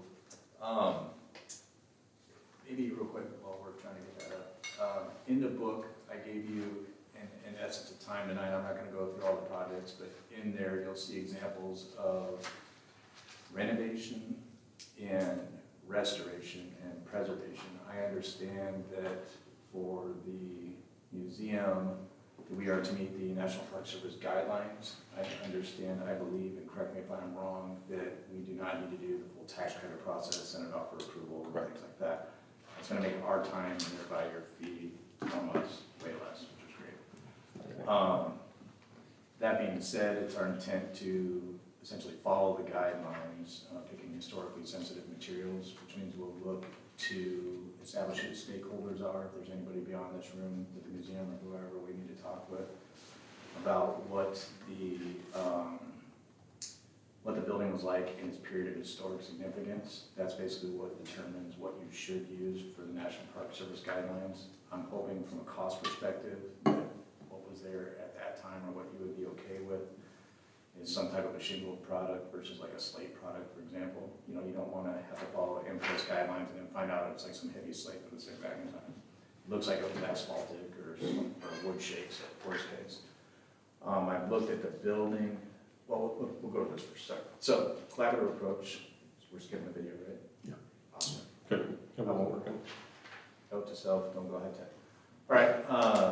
Collaborative approach. I think that every firm probably has some version of this, but essentially our first step is establish the stakeholders, understand what needs to be done, and I think that budget, and we'll talk about this quite a bit real quick, budget and schedule are going to be key. And then work with people to understand how much input they want and to bring everybody along in the process. If you skip to the next slide, this is probably the most useful. The two bold things I think are probably the most useful, and if you ask anybody we work with, the most quoted things that I will ever say to anybody. Quality times quantity equals cost, and time equals money. So when we design, we try and think about how do we design in a way that somebody actually knows how to build it, which reduces time and complication for everybody, myself and the contractors. Quality and quantity equals cost is what we'll refer to when developing a budget, assuming you have one anyway. But when picking options for finishes and so on, basically the quantity is a fixed item and the cost is a fixed item, then it establishes our quality. And, you know, you kind of get the idea, it's not rocket science, but I'm known for overly quoting those things, so I thought I would share them with you. And it's really simple to stay on budget. If you look at, and I can share with you, every public project that we have ever done, we have been on budget and on schedule. Every single one. And it's because of those two things. So it's kind of a cool stat. No doubt. So I just want to share that. I have to share it because it's super cool. All right, this is so much cooler in a high-tech fashion because all these things like pop out at you. We have a ton of renovation experience for a small firm in our tri-state area, quad state area, I guess. The project I think most relevant, we even have a band shell specific experience now that I think about it, where we had to come up with, you guys heard of Saturday in the Park? It's a thing down in Sioux City, right? We have a band shell also, slightly larger. We had to help them come up with a way to get the scaffolding to hold for the concert, basically without hurting the band shell. So I don't think it's really fair to say it's a band shell project. It's literally a tangent to the band shell project. I'm familiar with what a band shell is, let's put it that way. Anyway, on the flip side of that, the restoration, renovation, that type of work, certainly re-roofs. Almost every renovation project I think we've ever done has involved probably both windows and certainly roof. Just a ton of experience there. I'm not going to bore you with it. Some of it's in the book. We also have a fair amount of residential experience. I didn't particularly want to list that, and for whatever it's worth, we also have very good amount of museum experience, so we're sensitive to the user of the building. Also, there's kind of a big history buff, so that helps too. On the next slide, there's some photos of those projects, similar to the book. I know you're going to be studying it tonight. I just wanted you to know there are many types of renovations, restorations, preservations. In the case of at least the house half, and I think really we should be sensitive to the band shell as well. This falls more closely to preservation, restoration, preservation for the home, restoration probably for the band shell, not renovation where you're coming up with a new use. So that's the jargon there, but that's what you're seeing here. And then on the next, see, we're almost done already. Delivery method, I believe that this is the method you would like from everything that I've read, which is design, bid, build. I will say that it's got to be at least 99% of our projects are design, bid, build versus something like design, build. So it's just right in our wheelhouse. On the next slide, these are the three groups. Within owner, there will be potentially other stakeholders, obviously. We work for you. We don't work for the contractor. So it makes life a little fun. However, the better we work with the contractor, back to being on time and on schedule, that's key. It's our responsibility to a large degree to make documents that are good enough for them to be able to do their work as well as they can. If we go to the next slide, there's client testimonials. You can read them. They're cool. The next one, contractor testimonials. This is actually, to me, very relevant because as much as I am standing here right now, the contractor is as much a part of the success of these as anybody. And it's important, again, that we are able to work with the contractors, with the builders, all the way down to the sub-levels. We need to create drawings that clearly communicate. And another cool fact of at least the last 2-3 years, the majority of our work has been for contractors, interestingly.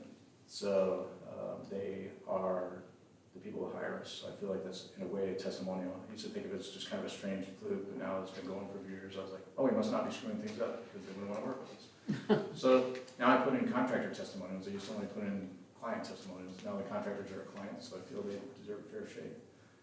I think we're there. Yes. I'll be super fast, right? You have the books. I can answer any question on any building that you have in there. I could certainly talk about your two projects with a little bit that I know about them. What would you like to know?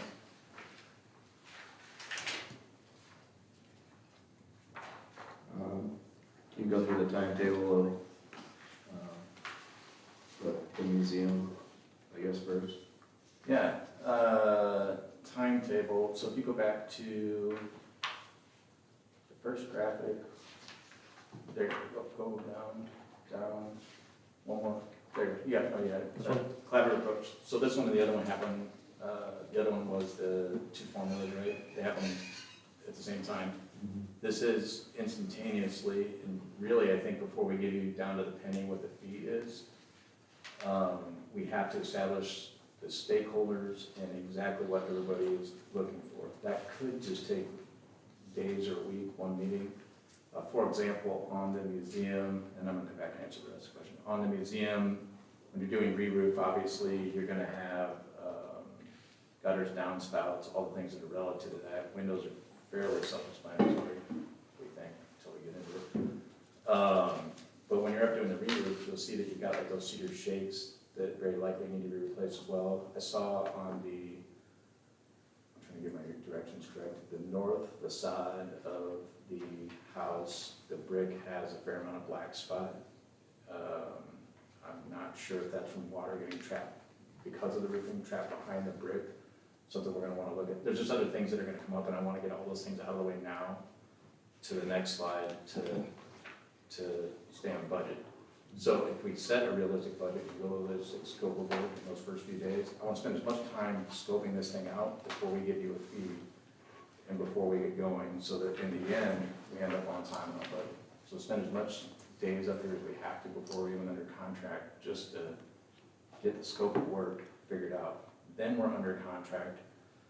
then we're up here measuring. I'm anticipating we'll have about 1 day to 1.5 days measuring and drawing preliminarily, but for sure measuring the roof of that building.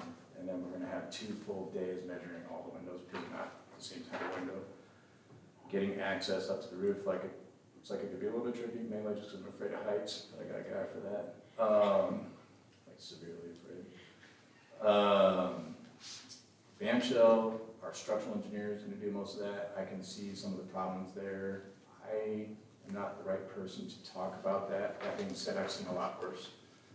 So it doesn't scare me, but you have some movement that looked like it took place a while ago. The frame portion of it, I think you can see it's got some issues, a number of issues. That actually scares me more than the foundation, because it seems like what do they call it, a box of worms? It seems like there's gonna be more things the more you dig into it, and I want to find a way to limit that. Think of them like 2 different projects that happen at the same time. Just as we have a meeting for the one to establish all those things that are involved, the same thing has to happen on the frame, particularly the frame side. Now, again, I'm not, the foundation will solve itself, or the structural will solve it, but I can't see through that entirely yet, and I can imagine a couple things that'll come up that I want to make sure that we get figured out before we ever get started, I guess is the best way to describe that. Timeline-wise, the documents won't take long on either one of these, probably a month-ish, and a little bit of back and forth, put together some specs. We'll get with you and figure out what publication lead times and so on you'll have for putting out the ad for bids. We'll help you manage that process, assuming you want to help with that, which you feel like doing more.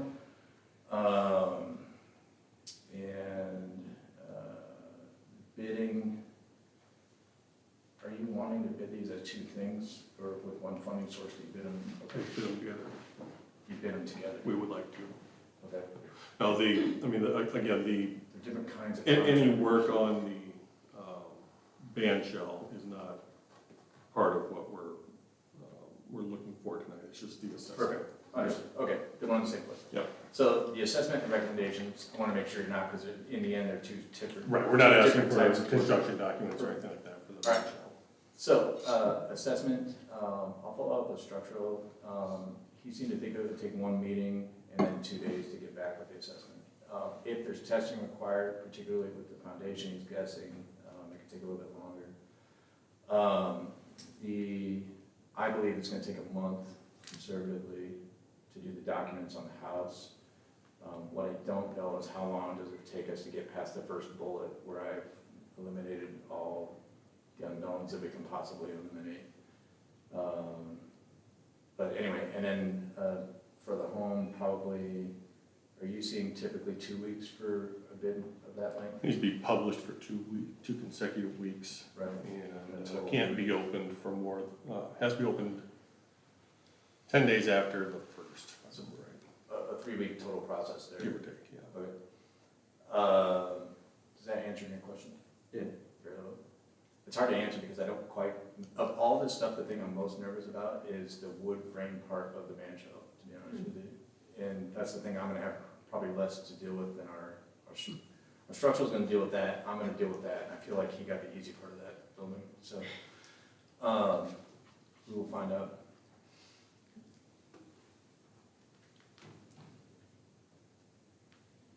I can tell it's late, you've already asked every question ever. Nathan, how many projects do you do in South Dakota? I can tell you currently, probably just 3. I've done dozens. In the Sioux Falls area, we did a State Steel, Verizon Strip Center, Pause. Anything dealing with the South Dakota historical preservation deal? I've worked with MPS, I've worked with Iowa, SHPO. All of our tax credit projects have been on the Iowa side, and that's kind of why I was at SHPO, State Historic Preservation. Is that right? I don't know. Yeah, SHPO to SHPO, sorry, state lines. but It's different people, but the guidelines, Yeah. the guidelines are the guidelines. So the National Park Service guidelines, at least as I understood from the RFP, I'm not worried, that doesn't faze me at all. For whatever it's worth, I've lived in South Dakota. and the people in Sioux City hate me for it. But, it doesn't faze me at all. That's not an issue. But as I understand our process, we're really not submitting to the State Historic Preservation Office, and we're not submitting to the National Park Service. I'm happy to do it, I just have to put a fee in for it.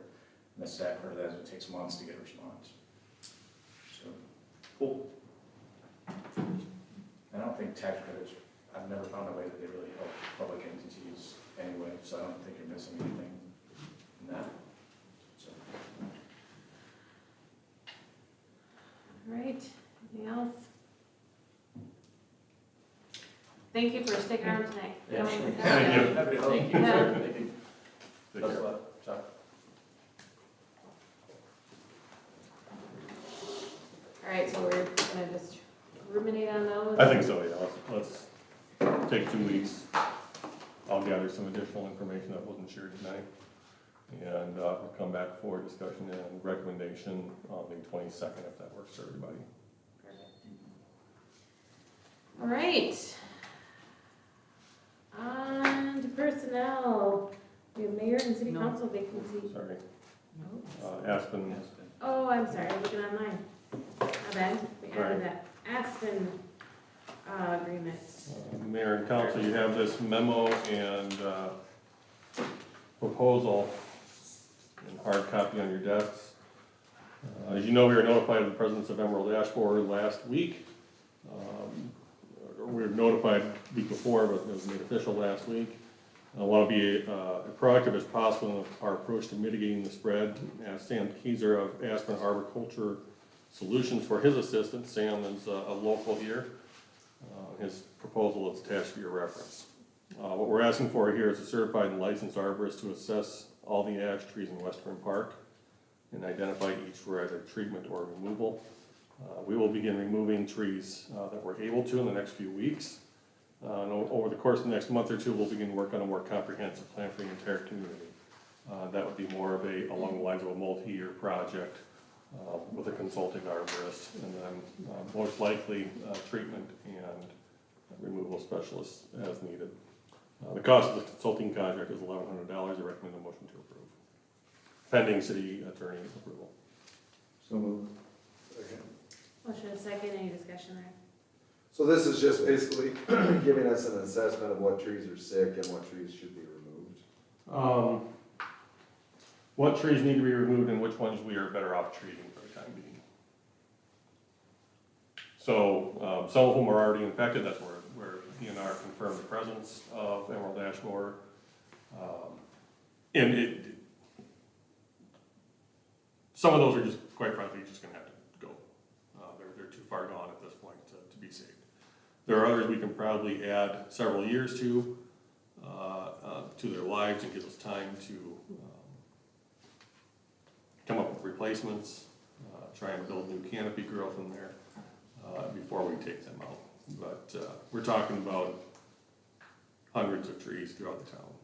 So when you Close to talk 400. about hundreds of trees throughout the town, are you referencing individual residences or other, so why only Western Park right now? This is the original site of the infestation, and we want to control it as much as we can early on. And so if we can start cutting down right now, so we can't do any work between end of May and beginning of September. That's when they don't allow any work to be done on these. You've got to get, because that's when the beetles are active. So if we attack it now, if we attack the stuff in the park now, and limit it there as far as we can for this spring, that gives us several months to address the trees that we have throughout the remaining areas in town. So if And we this is haven't, just streets. The city would be responsible for parks and streets. if we haven't done an inventory and risk assessment anywhere, how do we know it's just right there and not, there's not further spread or that it's not worse? So would it make more sense to do, I mean, can you at least do an inventory of the whole town? We have an Or what does that inventory. take? It needs to That's be done. updated, but we do have an inventory from South Dakota Department of Natural Resources. But the risk assessment piece, right now, we have to limit it to Western Park just to save time? It's really a time issue, and address the most severe part as quickly as we can. We can start cutting down trees tomorrow if we really want to. But I'd rather have somebody that knows what they're looking for in terms of Emerald ash borer to identify which trees need to go ASAP and which ones we have some time on. So once we do this treatment of these trees in the park, are they good for a while? 2 years. And then you gotta retreat them? And how much is it roughly per tree? Have you figured that out yet? 300 probably. $300 a tree? Yeah. No, that's a couple of years old, so it's probably a little bit more by now. Biodynamics will probably 600. So if there's residents that are concerned that their trees are affected or impacted and they call City Hall, I mean, is there a resource we can give them? Where we can easily get them hooked up with the state foresters, the urban forester. We're speaking with one of them, because we have our urban forestry grant. We've talked to them about changing how we're going to use that, so we'll meet with them on Wednesday. Then part of my draft plan for our response list will include community meetings and plenty of literature to folks so they understand what we're looking at here. Are the trees that get cut down, are they able to be burned as firewood at all? Like even Only within the quarantine zone, from what I understand. Well, that's what I mean, like where you cut up logs. Yes. As long as Disposal is probably the biggest challenge we actually have. Maybe Mueller can take it, maybe our usual grinder can do it before June. I'd like to see if Poet can take it, because they're taking some Sioux Falls stuff, Sioux Falls ash trees. So there's some possibilities out there, but in the short term, we want to destroy as many of these as we can, as soon as we can, to limit spread. Burned in the quarantine zone, do you mean like within Lennox or within? Lincoln, Turner, and Minnehaha County, I think, is the quarantine zone. And Dr. John Ball has offered to come down from SDSU and talk to us about this too, if the council would prefer, and we do want to have that happen at some point. But our immediate concern is attacking these trees in the park. And there's a lot of ash trees in the park, guys.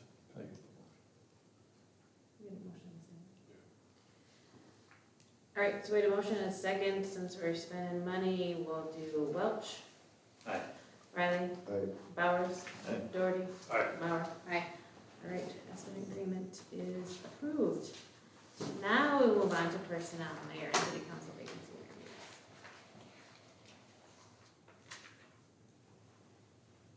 Mayor and council, I think you're all familiar with the process that we set out. It's in the application itself. We have 3 applicant packets here tonight. Nick Cable, Lauren Vendriel, and Chad Riley.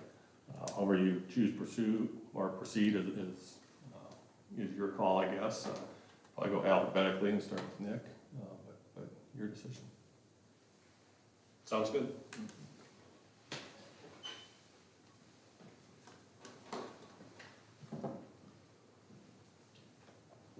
Good evening. Hello. How are we doing? Good. So any questions? My name is Nick Cable. Obviously, some of you do know me from softball, Bill. Yeah. Yeah, I've been a Lennox resident since 2004, and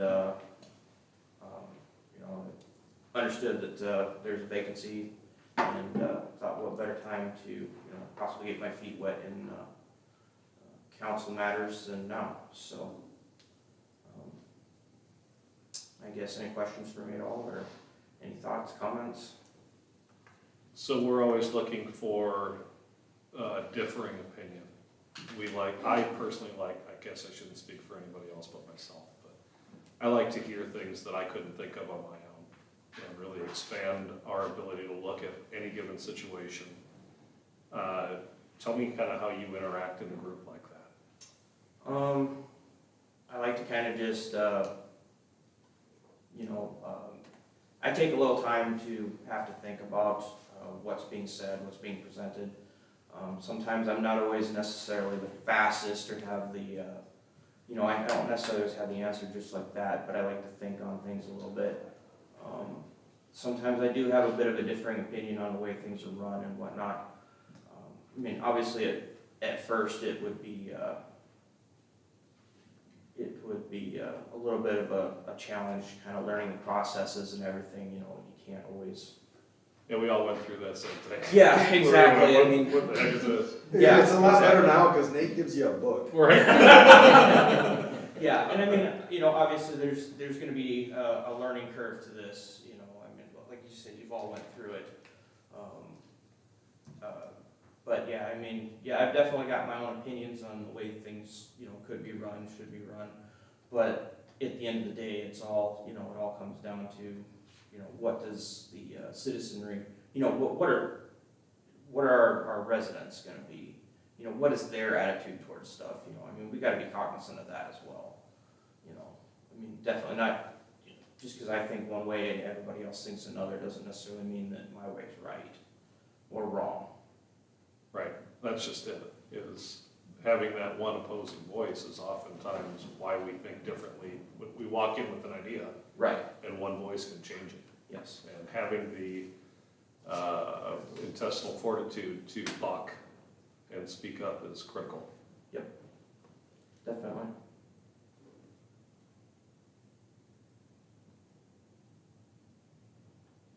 Have you been part of any committees or anything like that where you've interacted with? No, I have not. Unfortunately, I haven't. Most of my, you know, most of my experience would be managerial type, you know, having run a business for going on 17 years now, I think, 16 years, something of that nature. So I'm kind of a little bit more the ins and outs and, you know, number side of stuff more so than anything. Obviously, you know, procedural would be something I have to pick up along the way.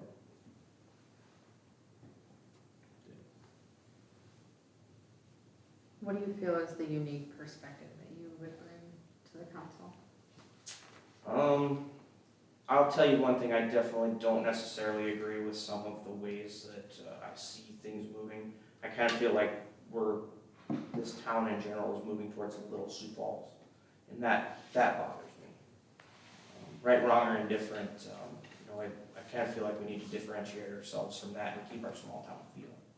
Not feel like, you know, we're in, you know, like the big city and everything else, you know.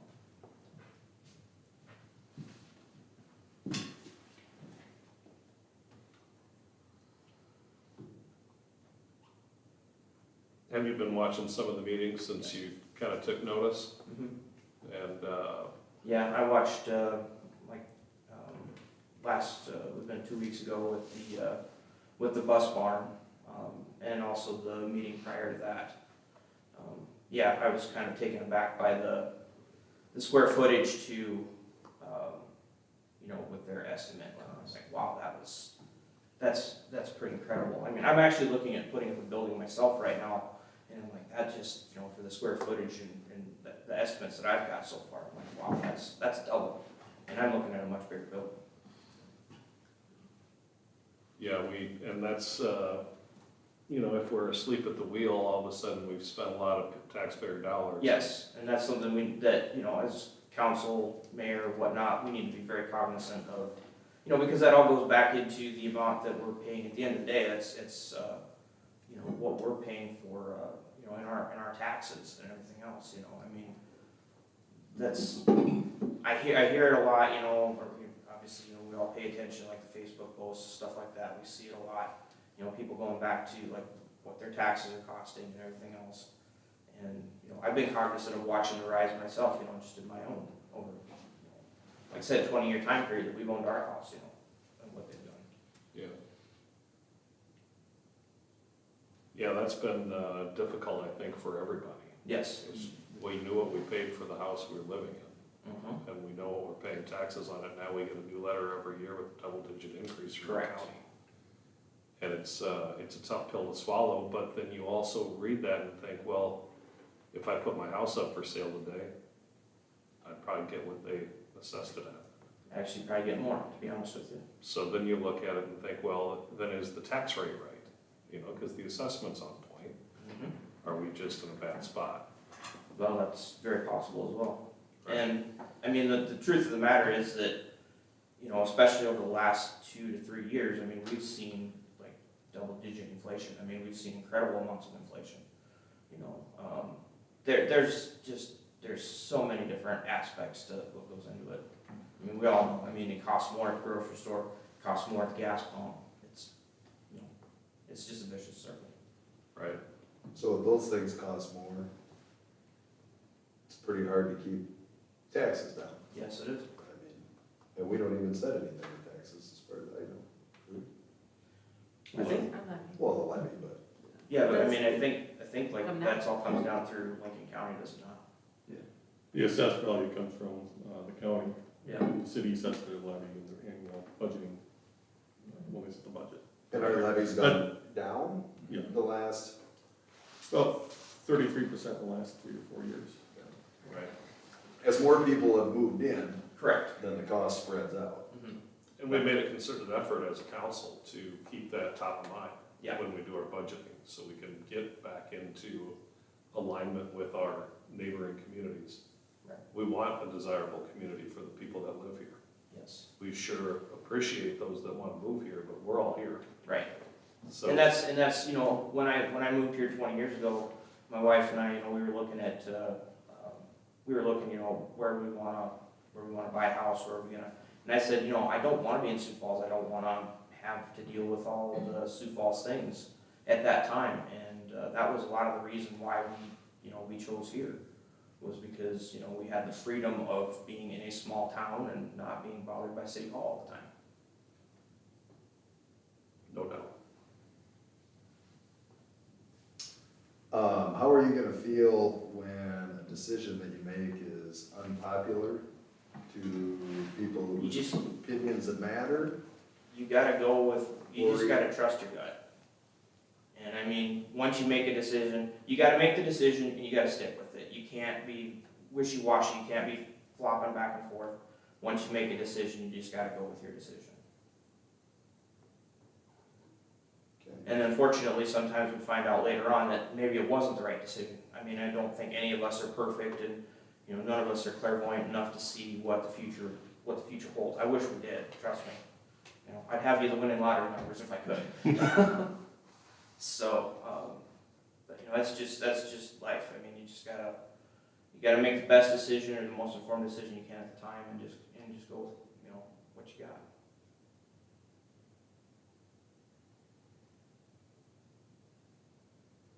In what ways do you feel like Lennox is kind of losing its small town feel?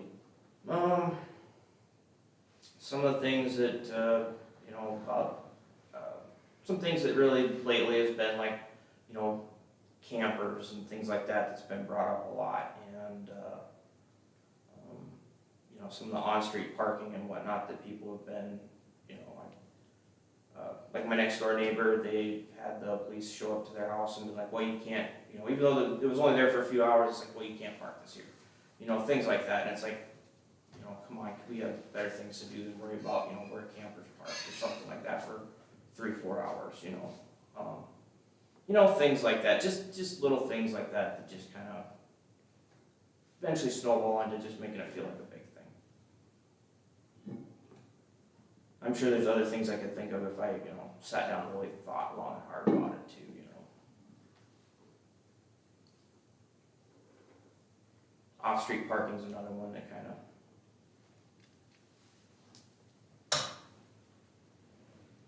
Definitely good conversations to be had. Yes, I agree.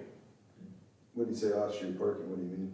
Well, you know, we're no longer allowed to have gravel surfaces. And I mean, I do understand that we are allowed to have, well, brick pavers, or concrete pavers, I guess, have been okayed. But, you know, not everybody can afford to, you know, put in a driveway, a nice concrete driveway. You know, but, you know, they might be able to afford to buy a you know, decent camper to go camping, and then all of a sudden, where do you put it?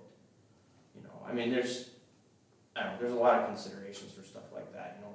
And like I myself, you know, I have trailers and stuff at times I have to bring them, you know, I do bring them home with me, stuff like that, and I don't want to have somebody being like, well, you know, you can't park this here for 24 hours and move it, you know, stuff like that. And I know there's been some of that now going on as well, so. Well, I think you can park your trailer in your driveway. I can.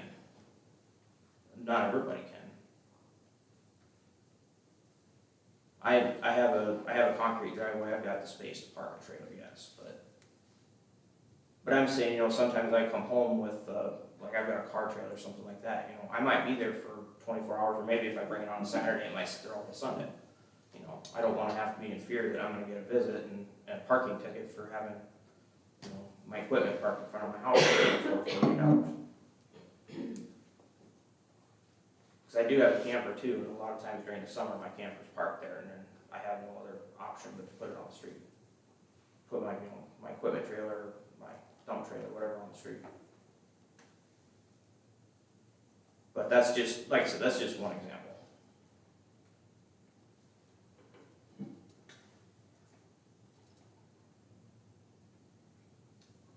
Would you be open to the mayor position?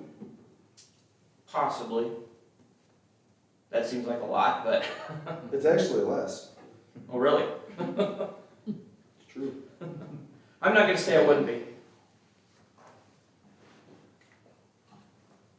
Get the gavel, that's a bonus. Yeah, you get a hammer. Yeah. What was that? If people step out of line, I'm allowed to use it, I suppose. I think you need to hit the pad. She hasn't thrown it at anybody yet. Oh, that's too bad. I was hoping for some good stories. Couple close calls. Couple close Oh, yeah. calls. All right, anything else? Thank you. Okay. Yeah, for You guys have a sure. great night. Thank you. Thanks again. All the meetings aren't usually this long. I was saying, this is a good one to sit through. Yeah, well, then I told Nate today, I'm like, well, if there's a chance that I might wind up being, then I should probably be for the whole thing, so that, you know, I might be somewhat up to speed if that, you know, if I was chosen to, so. Sure. All right, who's next? You want me to? Alphabetical, Ted Riley.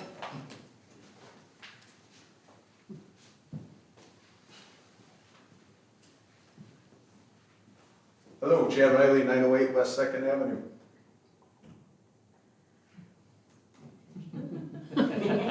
What are you up here for? We needed mayor. You filled out 2? At that time, I don't think had a Ward 3 rep at the time I filled it out either. So what are we talking to you about right now? I think mayor. I think one got pulled out, the Ward 3 one, once there was other applicants.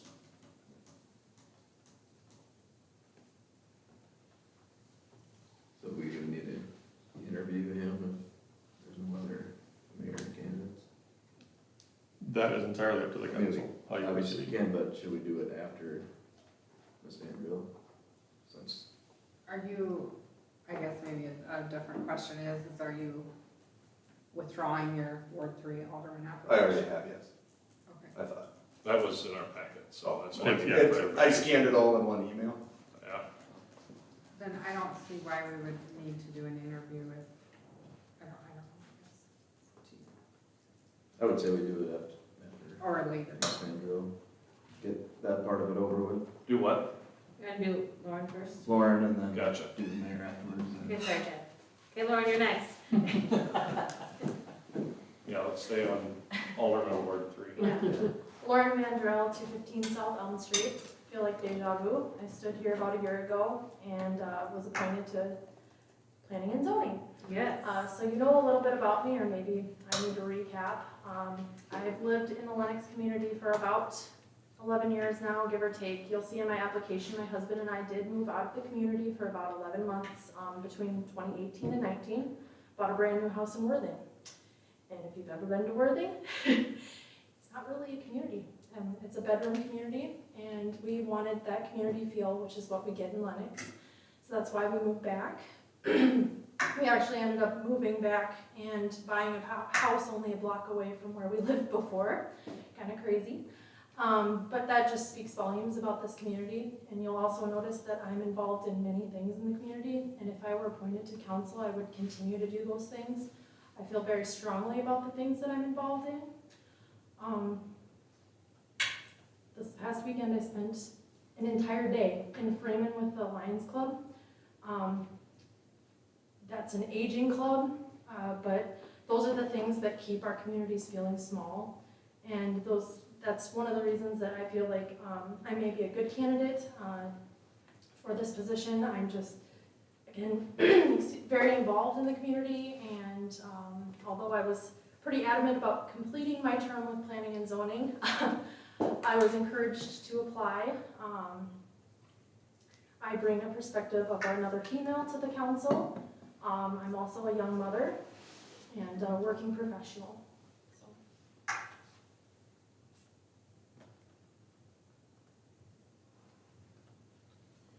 How do you think you would help in helping our citizens understand policy and what happens and all that? I know that's one of the things that you see as a significant area. Yes, that is one of the areas that I felt was a need for the community, and that was again why I was approached to be part of the Citizens Academy that recently launched, because of my involvement in the community. And I do find that as people become more informed, it does improve the community. So I think through programs like Citizens Academy, that's how we can better inform people. Nate doing his Q&As live and in person has really helped, I feel, with this community and keeping our citizens informed. And as a counselor, and I hope as a planning and zoning commissioner currently, that I'm a resource for people and ask the right questions to get the people the answers that they're seeking.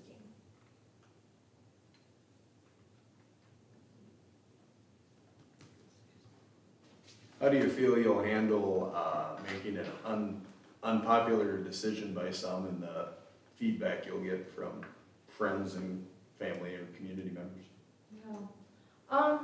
You know, I feel like I've brought some things up in planning and zoning since in the less than a year that I've been there that maybe have been unpopular. Sometimes they don't go anywhere, and I guess that's just how it works at times. Life goes on. Okay.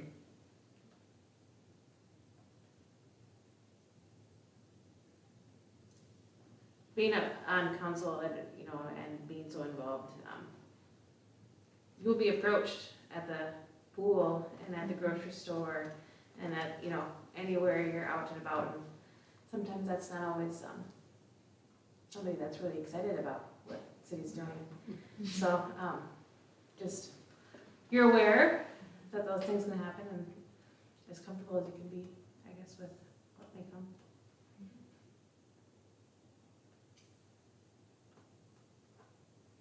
What are some of the things that you're excited most about Lennox's Citizens Academy? I honestly have been learning a lot myself.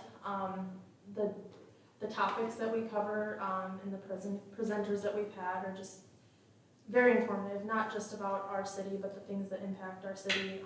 We had the Department of Labor Secretary speak at one of our last sessions, and that was very informative, and again, maybe more based in South Dakota in general, but just things that I feel all citizens probably have access to, but again, it boils down to do people really know where to get the resources to find that information? So. Yeah, I'm thrilled with the way that's been going. It's fun to see that in action.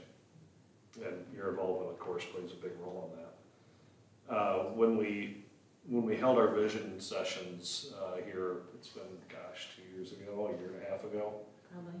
There were so many different things that everybody wanted in the community, and a few of them, came to pass, from having a place to go buy a cup of coffee in the morning to having a brick and mortar restaurant in town. And the coffee was a huge win in everyone's opinion. The brick and mortar restaurant was very polarizing in the way that we went. And those were very, very difficult conversations to have, situations to navigate, and you didn't always win over the public opinion. But you see, in hindsight, it appears that we navigated it pretty well, I think. When it comes to assessing a situation like that, how do you approach that? Knowing that you've got so many folks that are going to say you're completely wrong, and so many folks that are going to say, good job, keep it up. Mm-hmm. Everybody has their own opinion, I guess. It boils down to the information that you have, and really absorbing that and making your best, decision based on the information you have. In some cases, the public opinion may influence you, but I definitely think, I work in marketing, results and, the statistics, the information that you have is really what you need to base your decisions on in some cases. One of the things I've found to be very beneficial is not basing anything on rumor sites and social media. I have conversations with people that elected me and reach out to folks that I'll go on a walk and ask questions. And I get somebody's spontaneous answer about whatever I want to know about. And our citizens are honest, and they'll tell you what they think. And my goodness, it can bolster where you're at, or it can help you see things differently. If you find yourself in this, on this council, I highly recommend utilizing the folks that obviously wouldn't have elected you, but in your ward, to really feel through those situations, because some of us are of like backgrounds, some of us aren't.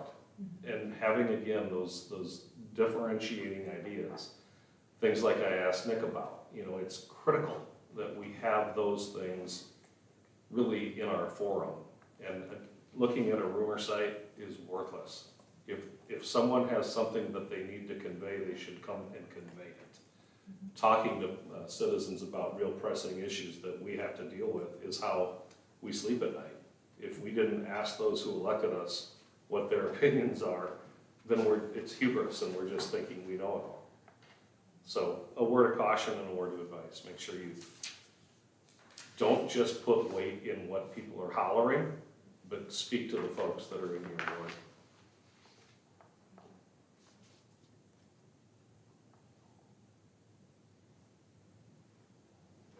Questions for us? I think you hit the nail on the head with the knowledge, just knowing and having that to back you up. Is there any other way? I think, from my perspective, my opinion, the city's been doing a much better job since I've gotten on council on getting that information out there, knowledge. Is there any other ideas or ways that you can think of that we're missing? The marketing background would be fantastic. That's what you have Carly for. Not that I can think of. I really wish that there would have been more interest in the Citizens Academy. And maybe, the people that are in it now, I think we have 5 students. Hopefully they'll become advocates for it so that we can do it again next year. And if I'm asked to do so, I'll step up and help with the next year's sessions too. I think the more people that we can get to back these things, it'll, eventually blow up like the Q&As have for Nate. It'll be something we won't be able to get rid of. That's the hope anyways. Things like that, if we could better promote them and get advocates out there, I think that's gonna be our best bet to get people more informed.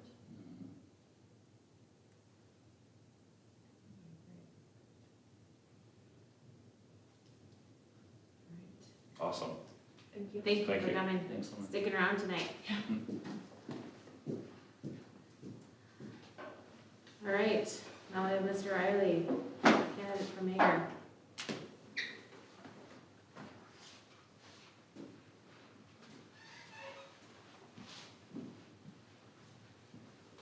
Hello, Chad Riley, 908 West 2nd Avenue. There he is. Thank you. So what made you want to switch from being a council? Well, it was such a popular choice that we had so many applicants for it and so many people take out petitions. I think I definitely have the qualities of someone that can do the job.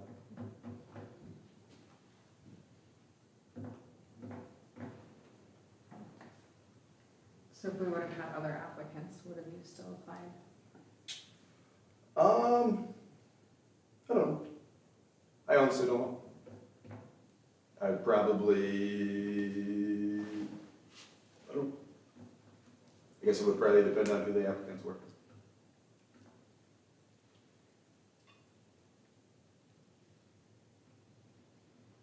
What do you want to achieve in your year as mayor?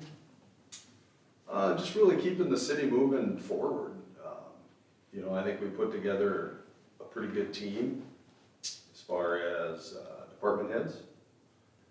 Made a lot of progress in repairing infrastructure and planning ahead for future projects. Just kind of keep that momentum going.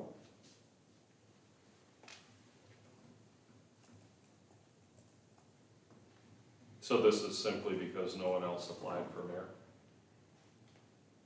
Well, if it wasn't, you would have pulled the petition, right? There's an open position, and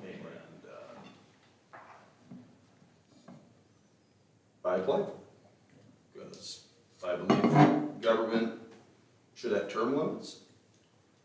I believe everyone should take their turn, then return to their normal life. The next person up. Unfortunately, we don't have that here. So, I guess there wasn't a person that ran or took out a petition or filled out an application, so I took the time to do it. Appreciate it. You know, if you do it when the petitions are due, you don't have to go through an interview. I'd rather go through an interview than walk around and circulate a petition. It's cold during that time of year if you want the truth. Oh, yeah, no, but it's pretty easy. And you have to get Just 50 for mayor. Really? But you get the whole But town. you get the whole town. Stuck to one There's board. that, yeah. You don't have to go into the dangerous areas, right? For free. Yeah, we're real riffraff No, it's a tough area. It's tough. Cleaned out that spot where the knife fights were at the park, Yeah. and it's really cleaned things up. Added some lights. That park does look really nice too. Yeah. Much better than it used to. Yeah, no, and to answer your question, Bill, the only reason, I took out an application is because nobody else did. I mean, we have 2 qualified candidates here, that's why I asked if anyone was interested in the mayor's spot. I think we We can have ask 2 Laura, great. and Laura, are you interested in the mayor's spot? Not at all. It's a relevant question. Truly. He's indicated he's done with public service. And he's stepping into a role to fill a need that no one else has stepped up to do. We have 3 people now interested in 2 spots. This would allow him to do exactly what he said, serve his term and go back to his normal life. Where right now he's trying to serve his term, put a Band-Aid on an opening, and then hopefully go back to his normal life. So if there's an interest in 2 people filling 2 roles, I think that's a worthy discussion. I think one of the things though that I see is that the alderman spot and the mayor spot are very different. And I see a lot of value in the 2 individuals that we have here with the alderman spot. Having their voices be heard, not to say Stacy's voice doesn't get heard, but you have a vote and you maybe can make a little bit more of an impact as an alderman position where I think they both have value in that role. Whether it's now or a year from now when the position would be open again. Mayor, I think it might be helpful to explain a little bit about workload-wise, what the difference is between your role and the role of alderman. Well, I've never She been doesn't to- know what an alderman does. We do lots of stuff. In terms of time, you know, outside of these meetings, we meet once every 2 weeks. Other conversations, but I don't want people to have the impression that the workload for the mayor is 4 or 5 times what it would be for an alderman. So. That's what we have you for, day to day. Yes, thank you. I mean, I do tend to like the engineering meetings and I Right. try to attend some others, but.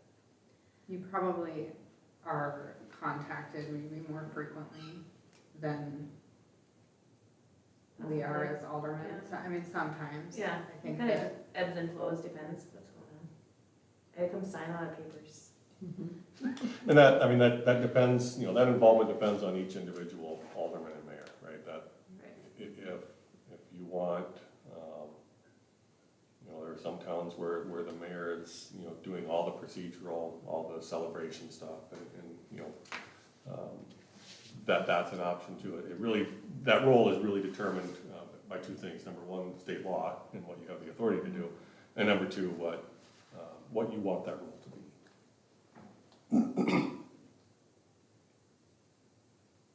But, any other questions for me? I don't think so. With, you've stated you can be a polarizing individual. Does that concern you with this role? I don't remember stating that, but, Yeah, I think those, not the exact words, but you said you're a love me or hate me guy. yeah, I think everybody is.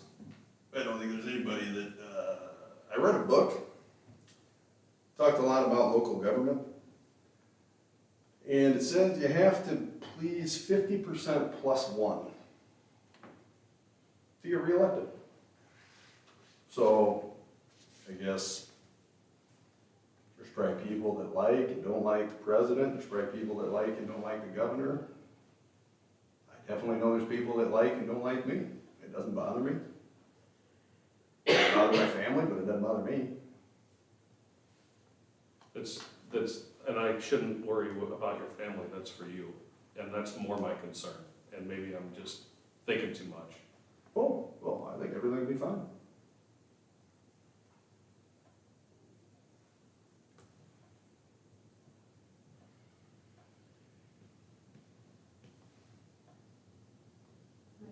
Any other questions?